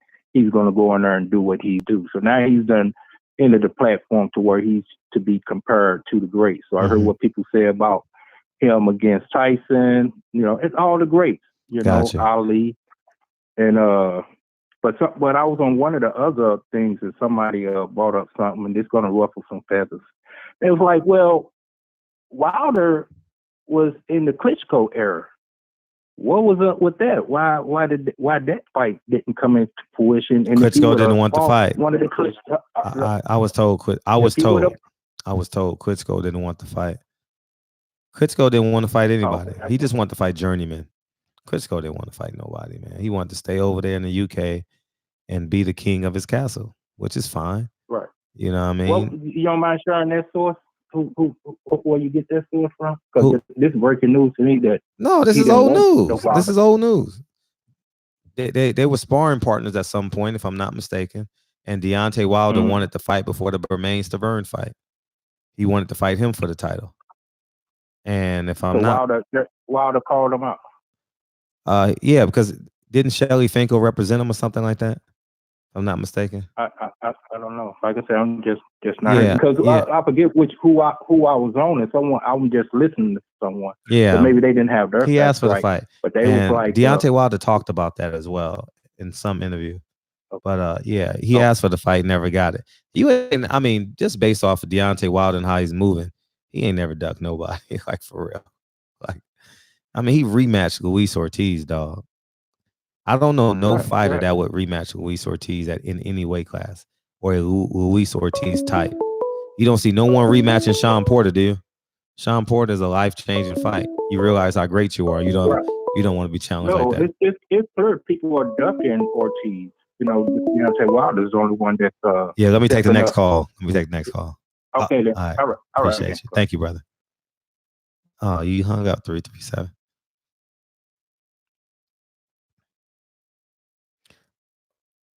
Wilder will fight anybody, dog. Like it's not. I think. Let's see. That's all I could think of right now. Let my 10 to B12, double check the details. Gotta cross my T's and dot my I's or I can't sleep well. 337. What's up? Hey. What's up with it, How you feel, King? You fell asleep and came back in the chat. Common says drinking and fucked early. Nigga, I done woke up and bitch smoke city, goddamn. But your ass was over there. I say this nigga coming through with a clutch. Look, nigga, I wired up the whole world sleep there, man. Ain't that a bitch? Hey, watch this here. You got these secret ages, Deontay Wilder haters calling me. I know. You know I picked up on it. Nigga looking like an age. Boy, get up out of here. You understand me? How many Deontay Wilder hater points you come up in here with? You understand me? Hey, man, say, man, I'm tired of these niggas coming around here. Hey, homie, just wad on you. Okay, go get the cap. You understand me? Go get the t-shirt. You understand me? I'm a Wilder hater, homie. Don't come here with that foolishness. Don't know nothing about boxing. You understand me? You ain't said nothing that was right yet. Watch this here, right? Because I'm tired of these niggas playing with the champ. You understand me? You niggas coming around that hoe, steady talking about skills. Nigga, the champ don't give a fuck about your skills, homie. God bless the dead side to the champ while I leave. Turn up. But God damn it, he going to sleep. And any one of them other niggas that ever signed up to be a heavyweight fighter is going to sleep. Okay? We're not about to come out here and play to men lie, women lie, but nigga, the numbers don't lie. He's never and lost. Every nigga that got in there, I don't give a fuck if they was the least of the opponents, goddamn it, all the way to the top. You understand me? Because you still, like homie that just got off the phone, if you would have asked him who his favorite heavyweight was, he probably would have told you Fury. Okay? Because that's what the machine and the propaganda machine out there pushing. Tyson Fury. You understand me? All these made up manufactured champs. That's why Anthony Joshua, goddamn, over there on that MK Ultra, goddamn, the nigga is twitching. He got a glitch in his goddamn chip. You hear me? The nigga done lost his mind. He won't eat. Goddamn, yesterday he had to tie the nigga up and hit him with an injection, nigga, to put some food in this nigga. He won't eat. The nigga done lost his mind over there, man. Goddamn, he's so nervous this fight coming up. But anyway, back to this nigga here, man. Tyson Fury, they say Fury best. He slept Fury ass too. I'm talking about everybody got it. Every man in there. Why we not finna sit here and goddamn talk about what if this nigga skill? Nigga went 15 rounds. Nigga, we don't go 15 over here, nigga. You going to sleep early. You understand me? Finna be out here touching with your grown ass nigga for 15 rounds, nigga. You understand me? You nigga, going to sleep early, nigga. You know what I'm saying? These niggas out here coming in here. Nigga, don't disguise it, homie. Come in here with the real shit. What about Klitschko? Nigga, he going to sleep too. And Shelly Finkel was goddamn over Klitschko's career too. That's why the fight didn't happen, because of Shelly Finkel. It had nothing to do with Wilder. Wilder kept saying he wanted that fight.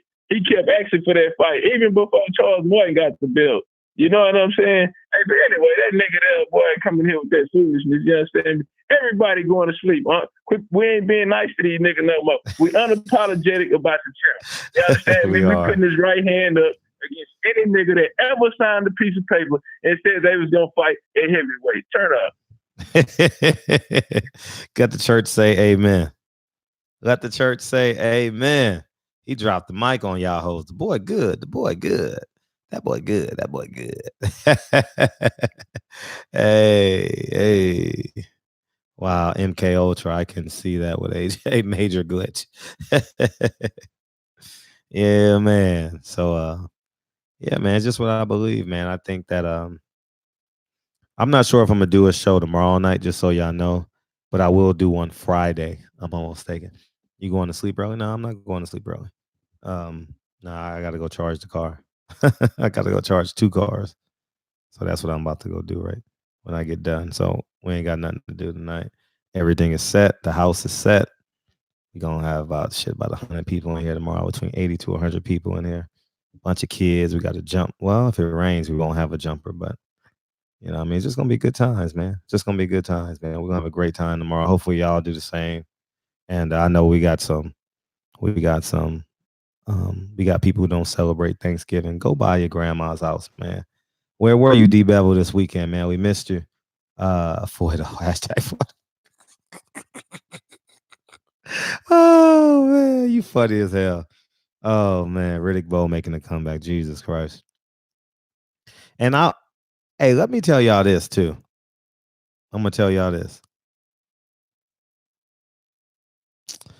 When Deontay Wilder gets done with Tyson Fury and Andy Ruiz, the A-level fighters, the probability of Deontay Wilder viciously hurting someone probably goes up by 20 or 30%.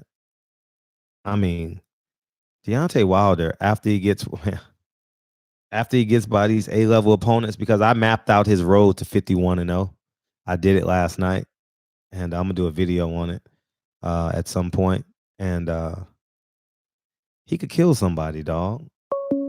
Like, it's scary. It's scary.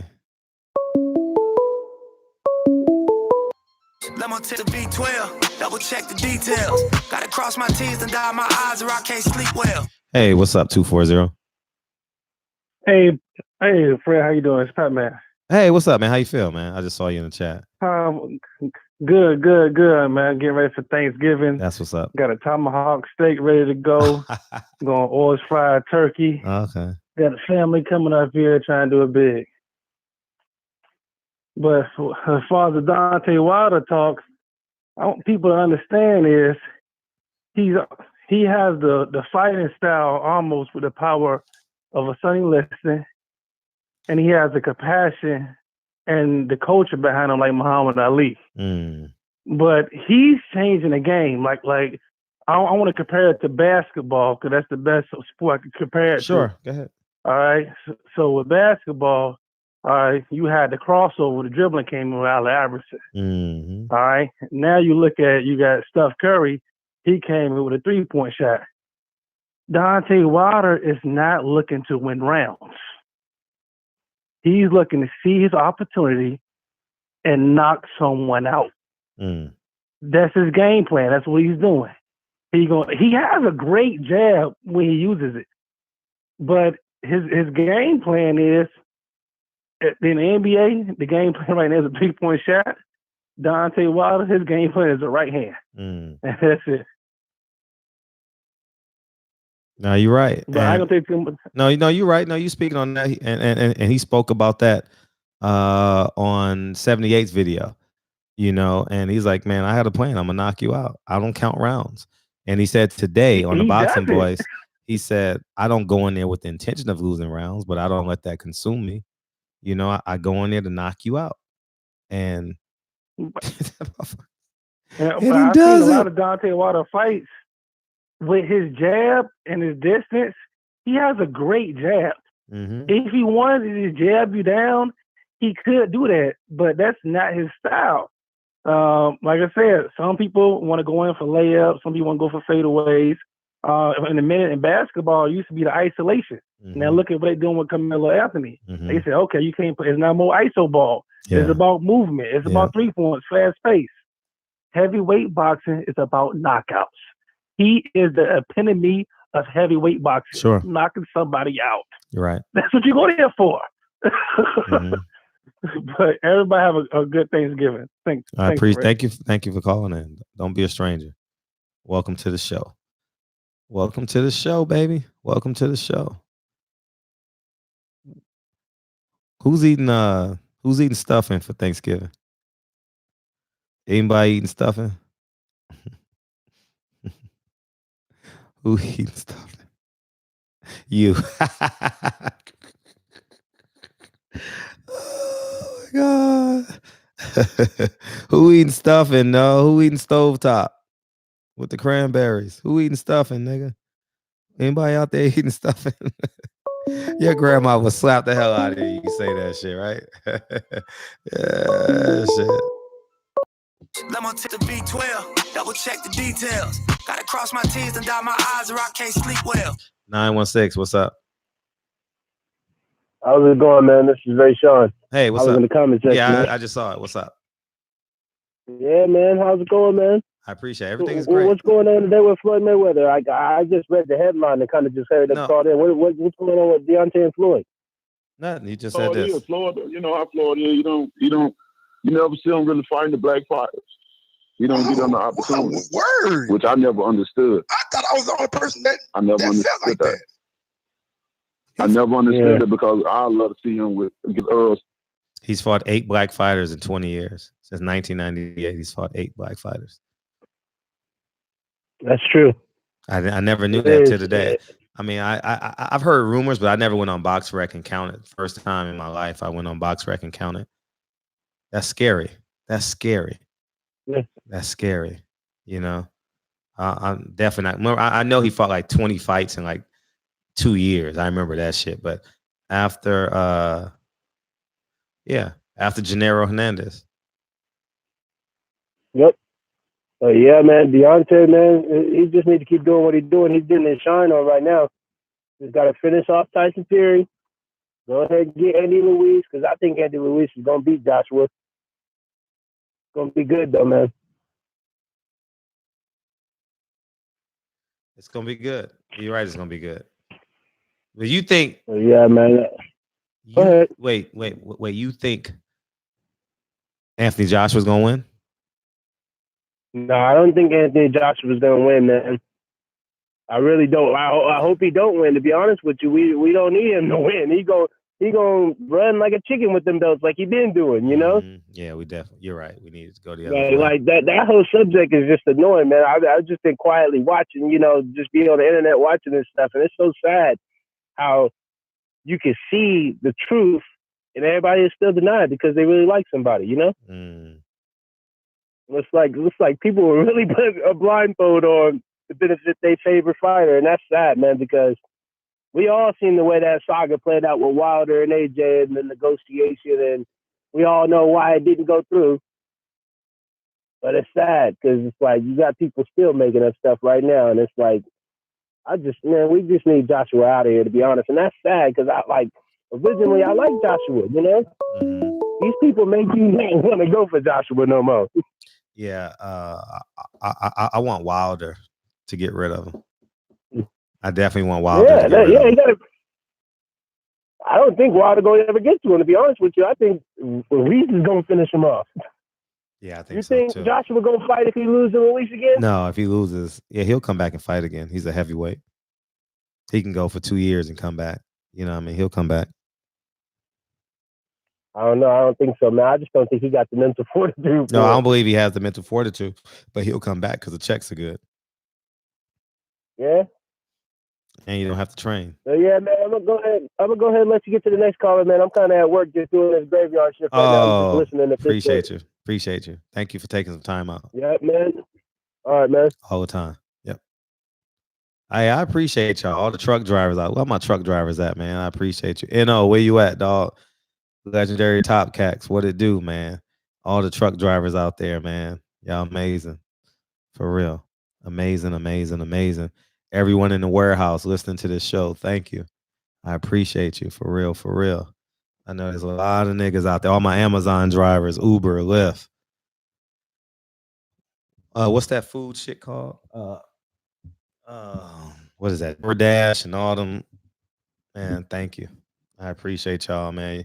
I appreciate y'all playing this shit in the real barbershops, you know. Thank you. You guys are amazing. Literally amazing.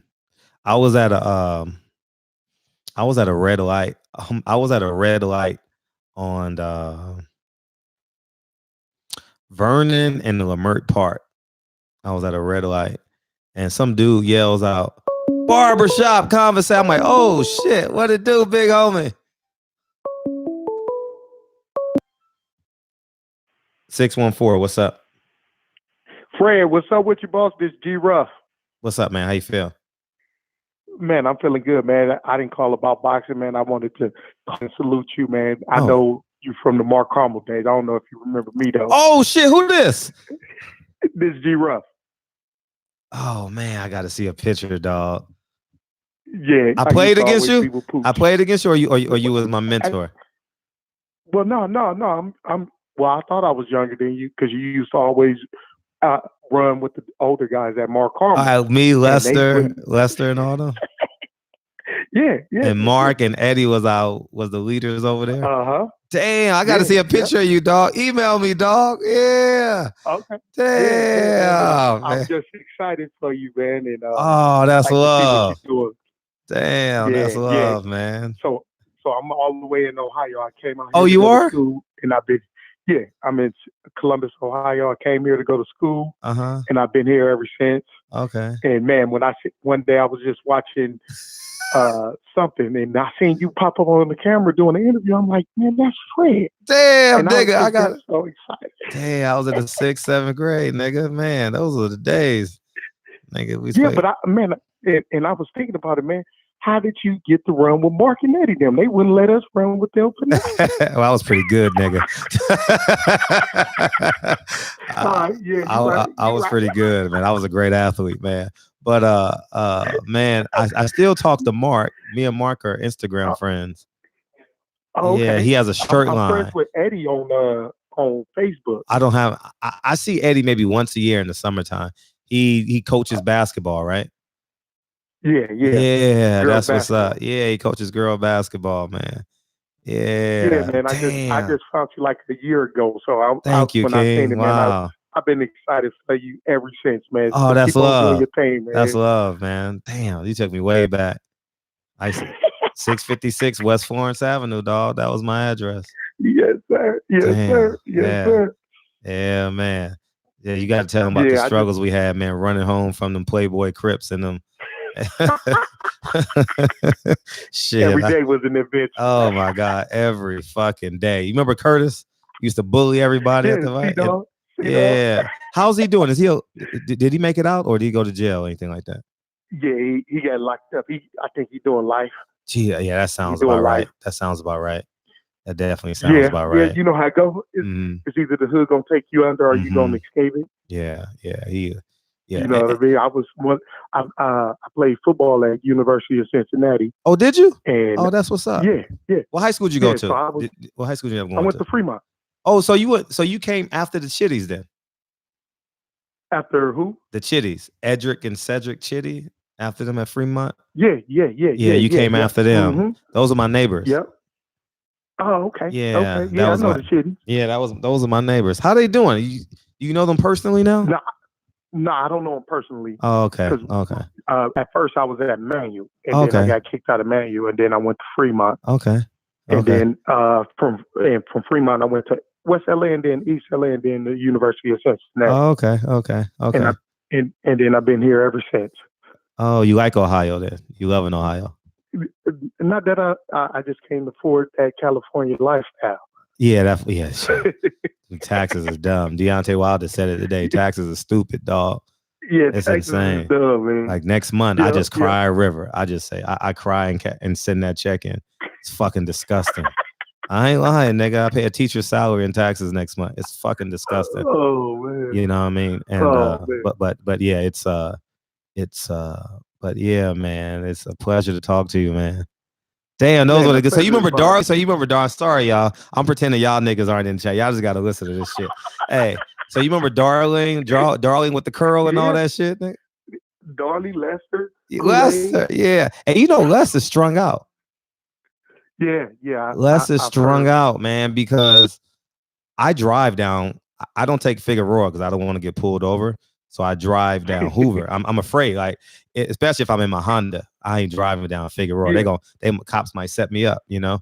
So I take Hoover, and I saw him on Gage and Hoover one time, and I was like, oh shit, holy shit, he was asking me for change, and I just cried, man. I just literally, I got in my car, I kept myself together, and I just cried, dog. Like I just sat there, and I just sat in my driver's seat, and tears just started calling down my eyes. And I said, Lester, wow, damn, he is literally strung out.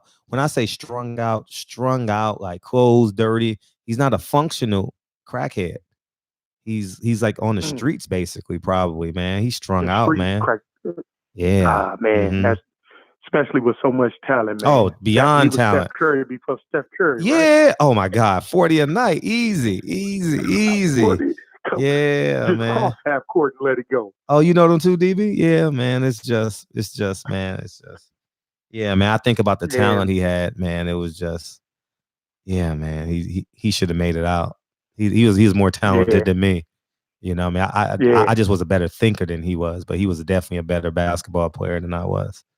Yeah, he should have made it out. Yeah, but you got to put it both together, though. Yeah, you can't just be that. You know what I mean? Yeah, he should have made it out, though. Yeah, shit. Yeah. Man, but I ain't gonna take up the call. No, I appreciate you, man. Get in, man. I follow you, man. So anytime I'm up this late, I definitely would sneak in to give you a call, man, and show you some love. That's love you, man. I appreciate you, man. How many years are you younger than me? How many years are you younger than me? I'm 42. You 38? Man, no, I'm 40. Oh, so you're 2 years younger than me. Okay. Yeah, you never played with us then. Yeah, you never played with us. No, they wouldn't let me. Well, I wasn't a good basketball player. So you remember that Midnight League when we had all the Crips and the Bloods? Did you go to the park when they played that shit? Yeah. And they used to play at Harvard Park too. Right? Yeah, man. Damn, dog. Those are the days, dog. Damn. Yeah. Yeah, man. Yep, man. So I just wanted to appreciate you, dog. Support, man, and send some love your way. I'm gonna hit you up. Please. So you'll see a picture of me. Right, you know who I am. Oh, for sure, nigga. I appreciate you, dog. No problem at all, King. Keep on doing your thing. Thanks, King. Yep. All right, peace. That's love. Yeah, that's love. 20 years. Damn, that's 7th grade, nigga. I was like 12 or 13. That's the first time I got beat up, y'all, leaving Mount Carmel Park, nigga. I ain't gonna lie. I swear to God, that's the first time I wasn't the best fighter in the world back then and there, but I said that should have never happened to me again. Man, Mount Carmel is very precious to me. That's why I've bought some property in that area, just because, you know what I mean? That whole area means that much to me. If you watch my videos this summer, I was actually trying to buy a property from across the street from a subscriber's house. And it didn't work out. They didn't end up selling the property. They kept it. But yeah, that whole area means a lot to me, man. That Florence and Hoover corridor, Florence and Figueroa. You know what I mean? I grew up at that fucking Burger King, 2 Whoppers, heavy mayonnaise, and a large strawberry shake. That was my meal, dog, when I was a kid. Now I hate mayonnaise. Not I hate it, but too much mayonnaise drives me insane. Yeah, you know what I mean? I'm kind of in a moment right now. I kind of just want to talk about Mount Carmel Park. I don't know if I want to take any more calls. I want to tell y'all some stories. But this is my homie, though, so I'll let double check the details. Gotta cross my T's and dot my I's or I can't sleep well. What's up, man? How you feel? What's going on, big Fred? How you feel? Fred used to be. Oh, man, I'm feeling good, man. Feeling good, man. Hey, what did Teddy Atlas say about Deontay Wilder? Everything. Oh, Teddy Atlas said everything about Wilder. Everything. I stopped listening to him about a year and a half ago. It was just too much. But he's just disgusting. I thought he said something recently. Oh, he has. Because people sent it to me, but I didn't watch it. Oh, okay. Yeah, people are getting on my nerves about this, man. Dude, it doesn't matter, guys. Like, don't matter how much skills you have, bro. If I can knock you out, bro, it doesn't matter. Like, your skills are not better than my right hand, so it doesn't matter. No matter how much you do no matter how much you love the sweet science, bro, this right hand is better than everything you got. It doesn't matter how much you think you outbox. How you outbox me if I still beat you? Like, come on, bro. Like, how you outboxing me if I beat you? What are you talking? I knocked you out, bro. You sleep. Big how you outboxing me? Oh man, Wilder's he has one lucky punch. How you don't get lucky 42 times, bro. Yep.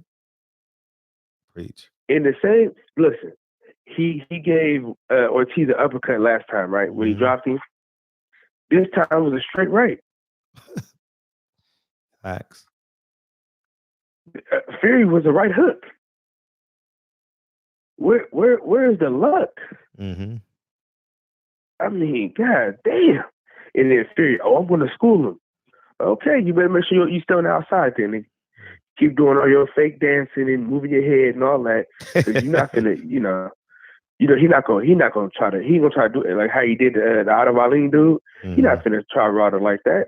No, definitely. No way. Yeah. And they give this white boy so much credit, man. Dude, it's ridiculous. I mean, he got. Listen, if Otto Wallin had a little more skill, he'd have beat Fury. Big time. Because he had him. He kept. Listen, this is what's wrong with niggas, man. You got something that's working, and you say, "Well, I'm gonna try to outbox him now." Like, come on, dog. Like, all he had to do is go to his body, and that's how he got him. That's how he got him the Lawrence guard the first time. Just go to the body, go to the body, go to the body, and you had him. He tried to headhunt, and then Fury just kept laying on him the whole time, and he got no warning for that. But you know what's crazy? What's that? How does he always get the benefit? How does he always get the benefit of doubt, though, dog?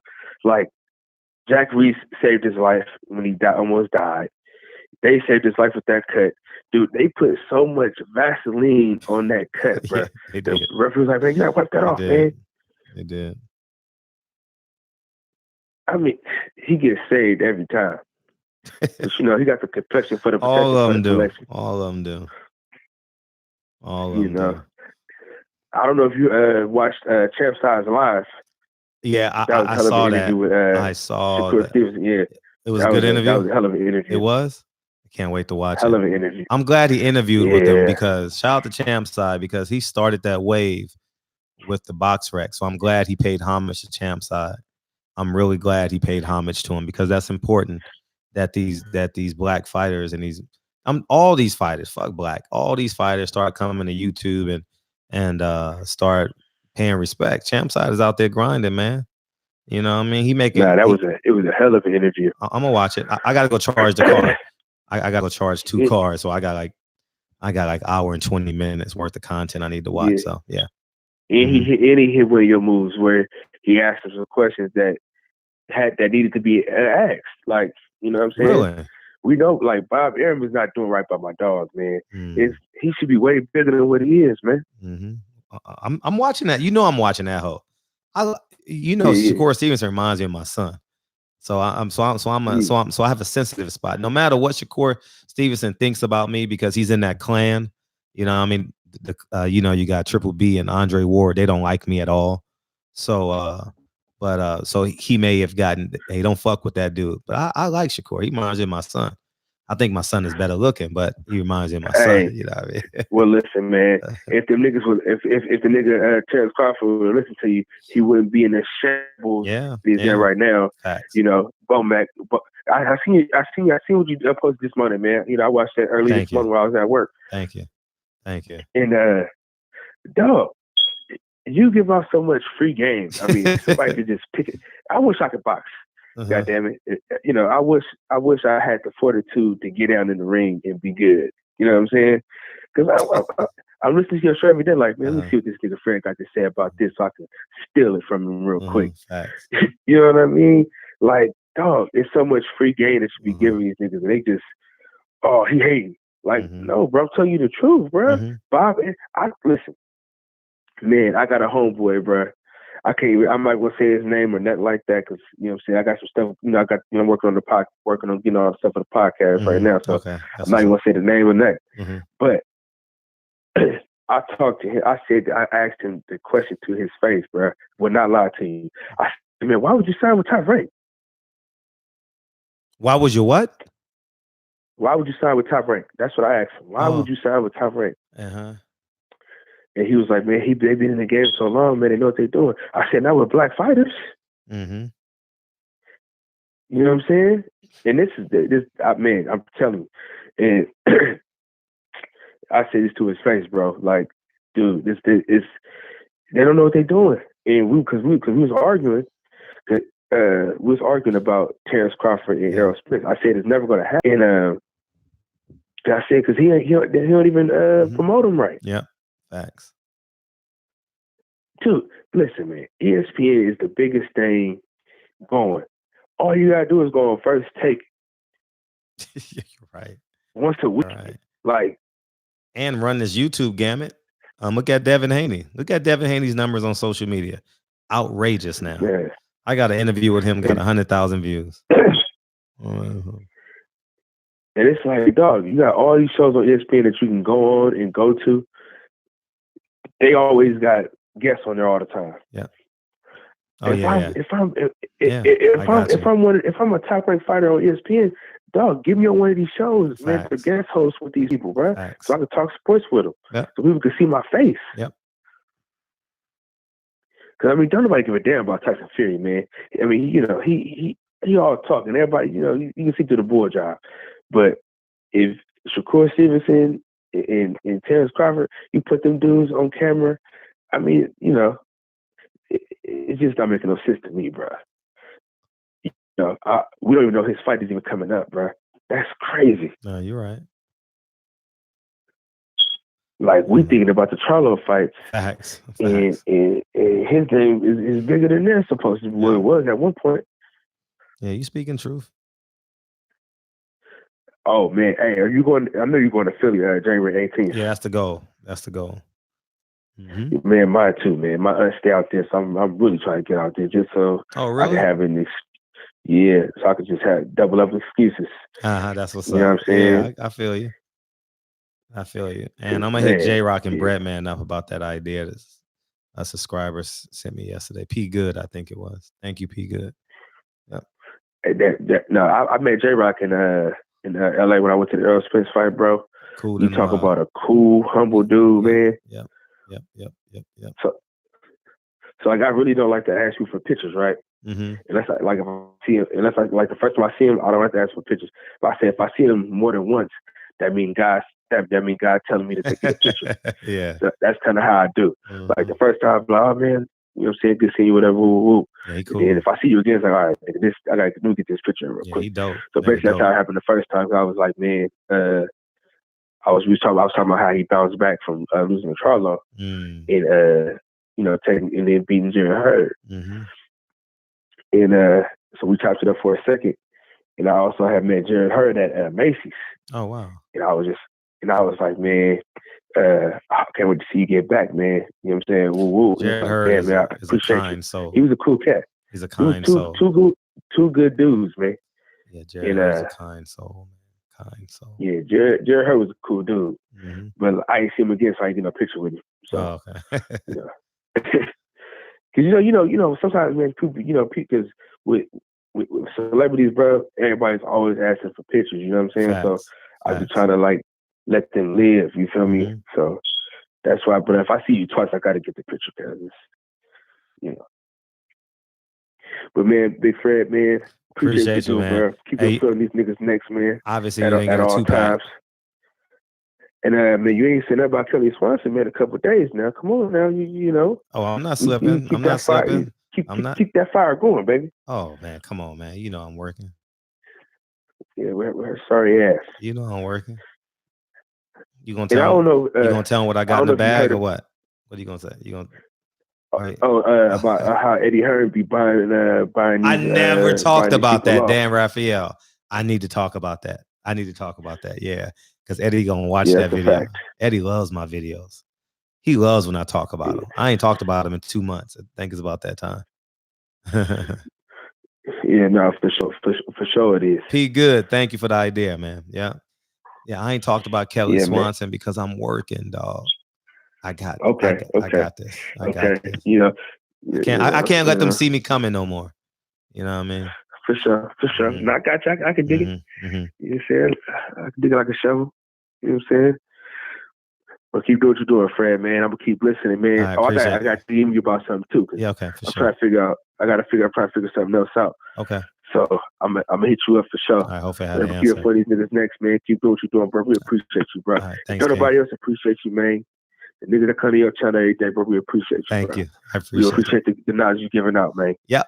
All right. Love. Peace. Yep.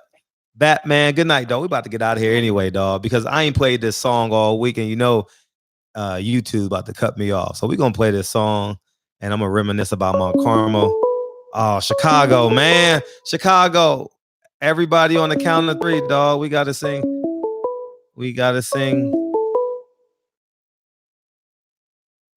Happy birthday, dog. Happy birthday, dog. Happy birthday, dog. Happy birthday. Hey, happy birthday. Hey.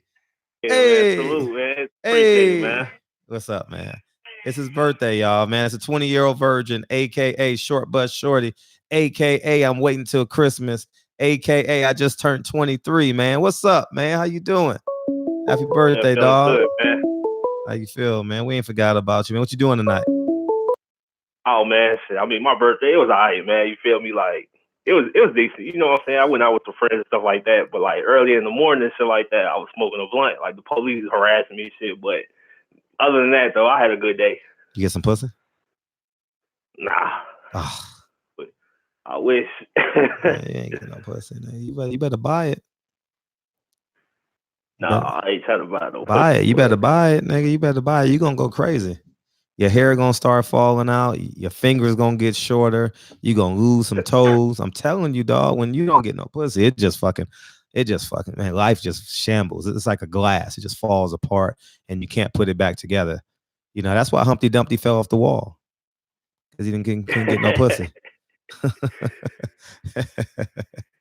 fucking with you, man. What's up? What I was gonna say, man. Yeah, man. I wanted to hear, bro. Like you was talking about how I just wanted to hear from somebody who grew up in LA. Like, Yeah. I know I just heard you talk about the story and stuff like that. Like from your point of view, like how was it growing up out there? You feel me? Oh, LA? Oh shit. Yeah. That shit was rough. I'm gonna keep it real with you guys. I kept a basketball on me to protect me. I wore a backpack to protect me. So people think I didn't gangbang. You know, I never sagged ever in my life. I never, but my uniform was blue and I had a white shirt. But Horace Mann, it was like Horace Mann. I don't know what other middle schools looked like, but that was a rough middle school, man. We had the 60s on one side, and we had the A-Trays, and we had a tagging crew called NBT, and it was just rough, man. Like rough. Like it was. You had to fight like damn near every day, or like No, it's not necessarily you fight every day, but there was tension every day. You know, Yeah. I stayed on the basketball court. We played basketball at recess and lunch. I got to school early. We played with a tennis ball. So I was like in a little bubble. I was a really good athlete, you know, like yeah, you had some shit to do like to keep you out of trouble. Yeah, like, well, not yeah, out of trouble, yeah. like occupied. But when the fight went off, it went off. The whole motherfucking lunch area just brawled out. Like it was, and then like the bullies would jack you, and I mean the bullies would just bully you for your food and shit, and you know what I mean, your snacks and shit, your lunch, your 50-cent cookies and shit that you used to get, your whatchamacallits, and you know, your homeschool what was that? Oh man, what was that? Coffee cakes and shit. You remember the peanut butter coffee cake, and yeah, they had guns and fucking knives and shit in the lockers and shit, man. And the lockers were accessible because they were in the hallway. You know, it was just rough living because we all were poor. You know how you go to a school and you know some people are rich. Now all of us are poor, and Horace Mann, all of us are poor. You know, it's like, I mean, you got people who work and have good jobs, but you ain't sending your kid to Horace Mann. Hell so no. Like survival. Like Yeah, it was tough, man. It was tough. I played sports, so I stayed after school a little bit. I wasn't really caught in the wash. You understand what I'm saying? Like all the games and shit, because I didn't go home at the same time they did.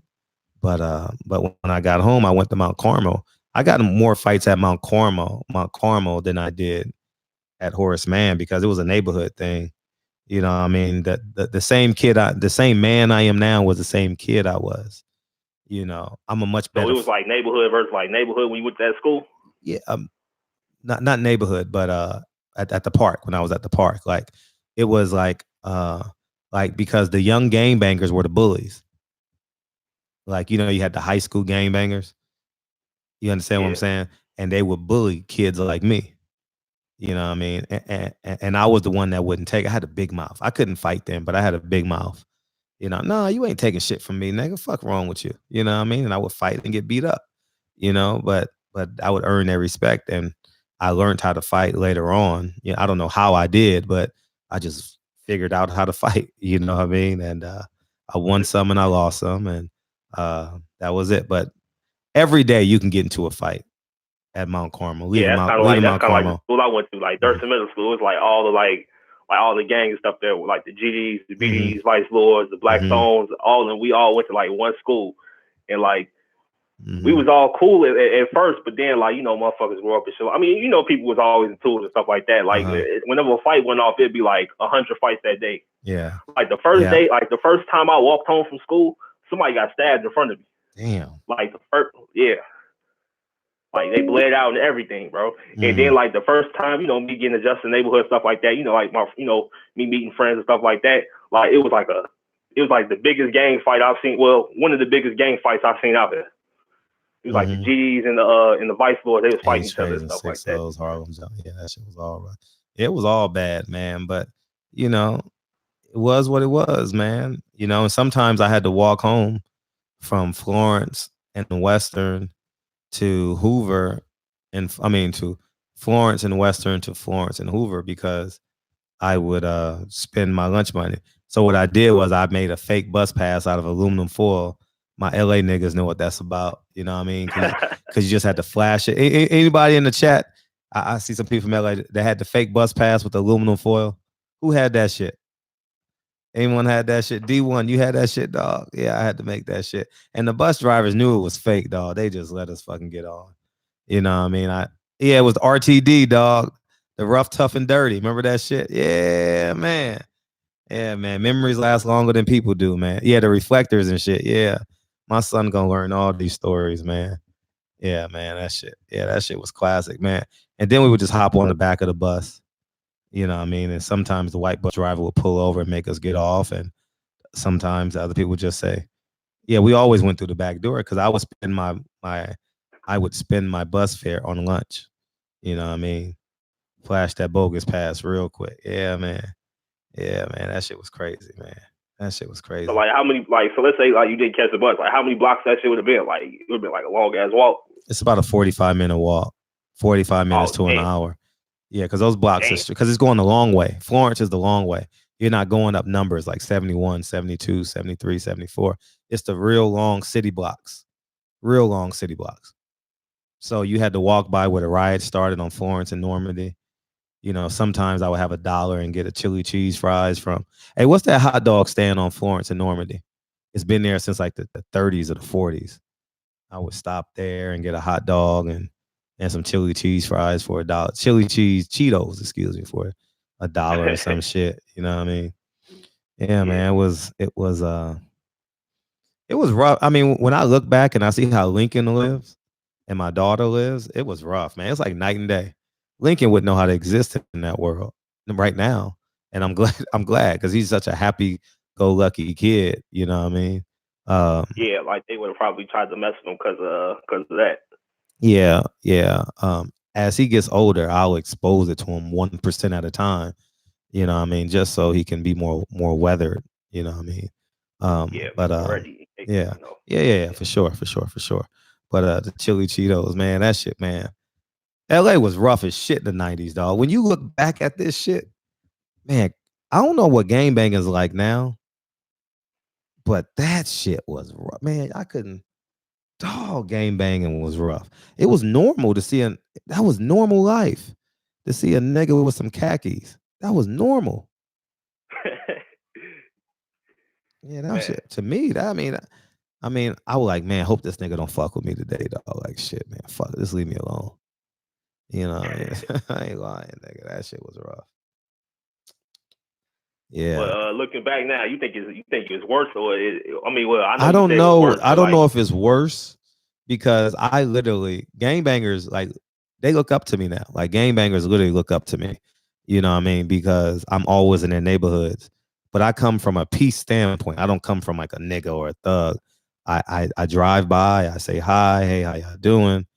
You know what I mean? I may give them like potato chips or some shit, something small, nothing like changing lives and nothing like that, but just to create conversation, just to say thank you for not fucking with my property and keeping the property safe. And, you know, I'm very conscientious of what I am because I can't afford to buy property in Beverly Hills at the quantity in which I want to buy it. You understand what I'm saying? So I stay in South LA, you know, and, you know, I have a good time with it. I've never had any problems with my property. I've been graffitied one time, and you know what I did? I went straight to them niggas. I said, listen, motherfucker. I would not motherfucker. You know what I'm saying? Like, I'm not going to, you know what I mean? I'm a little nigga compared to them. You know what I mean? I just like, man, I went to Washington High School, dog. Because that was the closest high school. So I went to Washington High School, dog. Man, man, this is just my mother inheritance, man. All I'm trying to do is just give this to my kids. You know what I mean? You know what I mean? And anything y'all need from me, I mean, if I can help, I'll gladly help. But this is just a man just trying to make it, man. It ain't no rich nigga, man, like y'all think it is. I grew up in the same hood y'all went in, and this is just my mom inheritance, man. You know, and you know, I mean, tell them a story like that, they believe this shit, then we become friends. Or not friends, but no, I've given them tickets to fights. You, but like they respect you. Yeah, like, because they see me they see me once a week, at least once a week, you know, and I give them tickets to the fights, you know. I always tell them about the fights. They all get excited, like, man, yeah, man. I say, yeah, man, I'm just grinding. I don't make no money covering fights, but I just do it for the love of it, you know, and that's the truth. I don't make money covering fights, and I do it for the love of it, and they're like, man, so I give them, I don't even, and half the time they don't go, but just the fact that I gave them the tickets, you know, says something about them, you know. But yeah, man, it's now it's much easier dealing with them now because I'm a man now. You know, I'm not stupid. I don't go there with no Louis Vuitton shoes on and $10,000 in my pocket neither now. You know what I mean? I'm not no dumb nigga, but I want to inspire them as well. You know, I want them to believe that they can make it as well. You know, but South Central was a motherfucker, dog. South, man. Sheesh. Damn, man. Like, when I look back as a kid, I don't know how every nigga didn't get killed. Like, you know what I mean?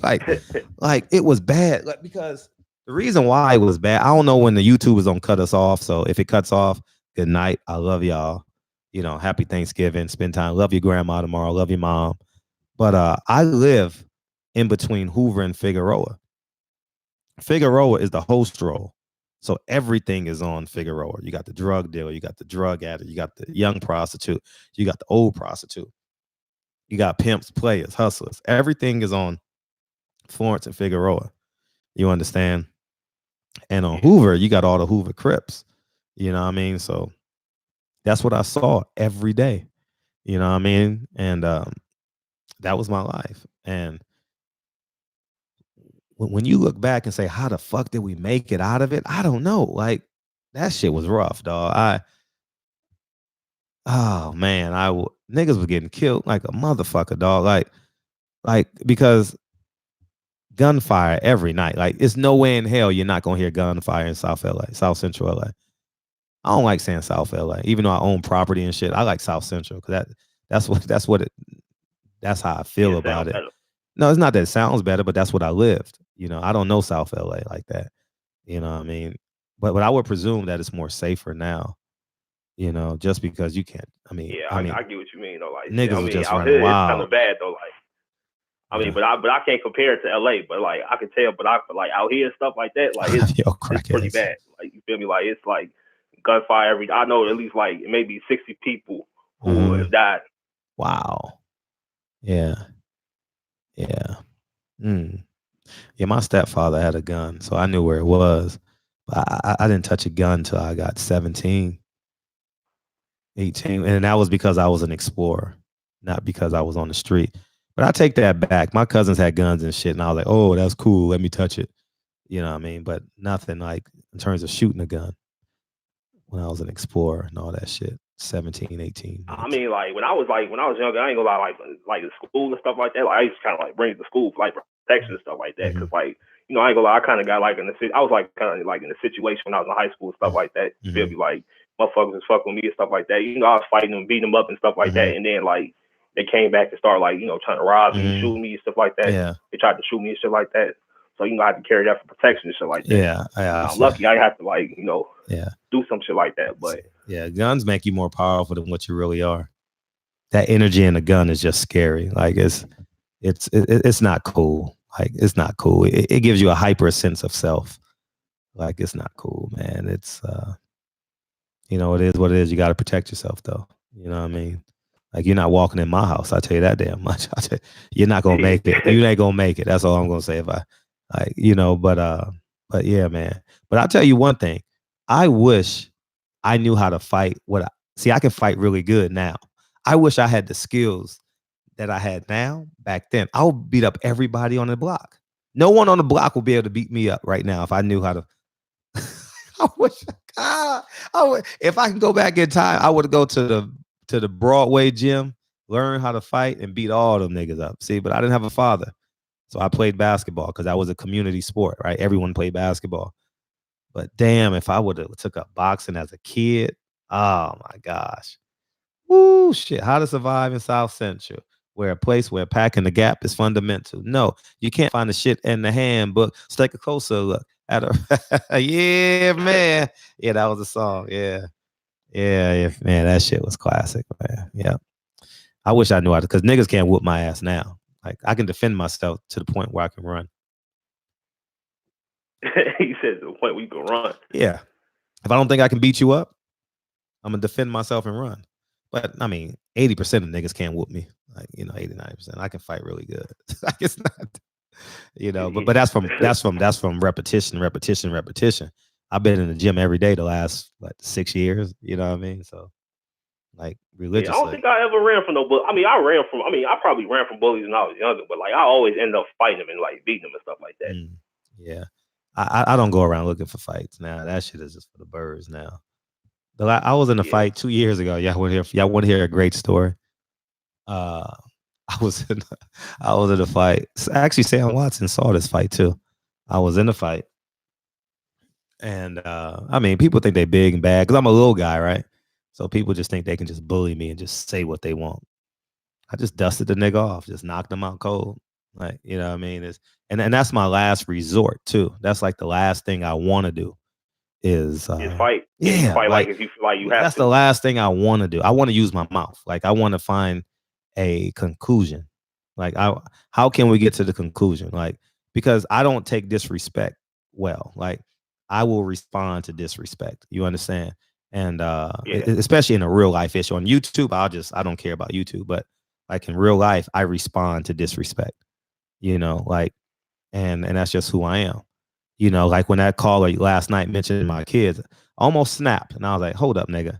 And I was like, "This is YouTube. Like, I'm gonna let this nigga go. Just go," because I wouldn't bring no one's wife to a fight. I wouldn't bring your kids to my fight. You know, it's just, you know, that's the character of the man. But yeah, bro. Don't even pay no mind to that motherfucker. No, bro. no. Slow down, bro. Yeah, like, I know. That motherfucker, like he was looking for something. Slap boxing in the street. I remember that shit. He wanted to get you hyped up, bro. Yeah, like, I think I've seen some of his videos and shit. Though. Like I think that's like the T Street guy. Oh, is it? Oh, okay, that might be him. I don't know. But he was talking hella shit about you, bro. Oh, like, okay, yeah. Don't pay that motherfucker no mind, bro. Oh, I won't. Motherfucker, clown. Oh yeah, man. So yeah, it was fun, man. LA is fun. LA was fun, man. I'm not gonna say it wasn't fun. It built character, and I wouldn't want to do it again, but I want to help the motherfuckers going through it get out of it.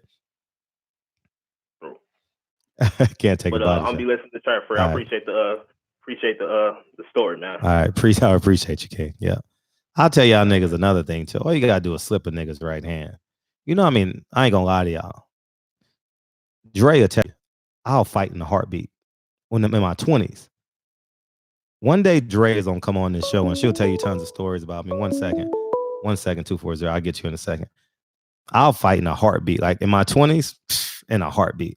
I fought a lot of Mexicans in my 20s. You know, you get that. You have this fake sense of blackness. You know what I mean? And you think, oh man, I'm big and I'm black. You can't beat me up. You know, that was just some dumb shit. You know what I mean? And but fight in a heartbeat. But I'll tell you one thing. I beat a lot of people up. I'm gonna tell y'all niggas right now, let them throw the first punch. because they're gonna throw their right hand, slip their right hand, and whoop their ass. That's how I whoop everybody's ass. I'll let you throw the first punch. You're gonna be off balance and tired and shit. I'm gonna whoop your ass.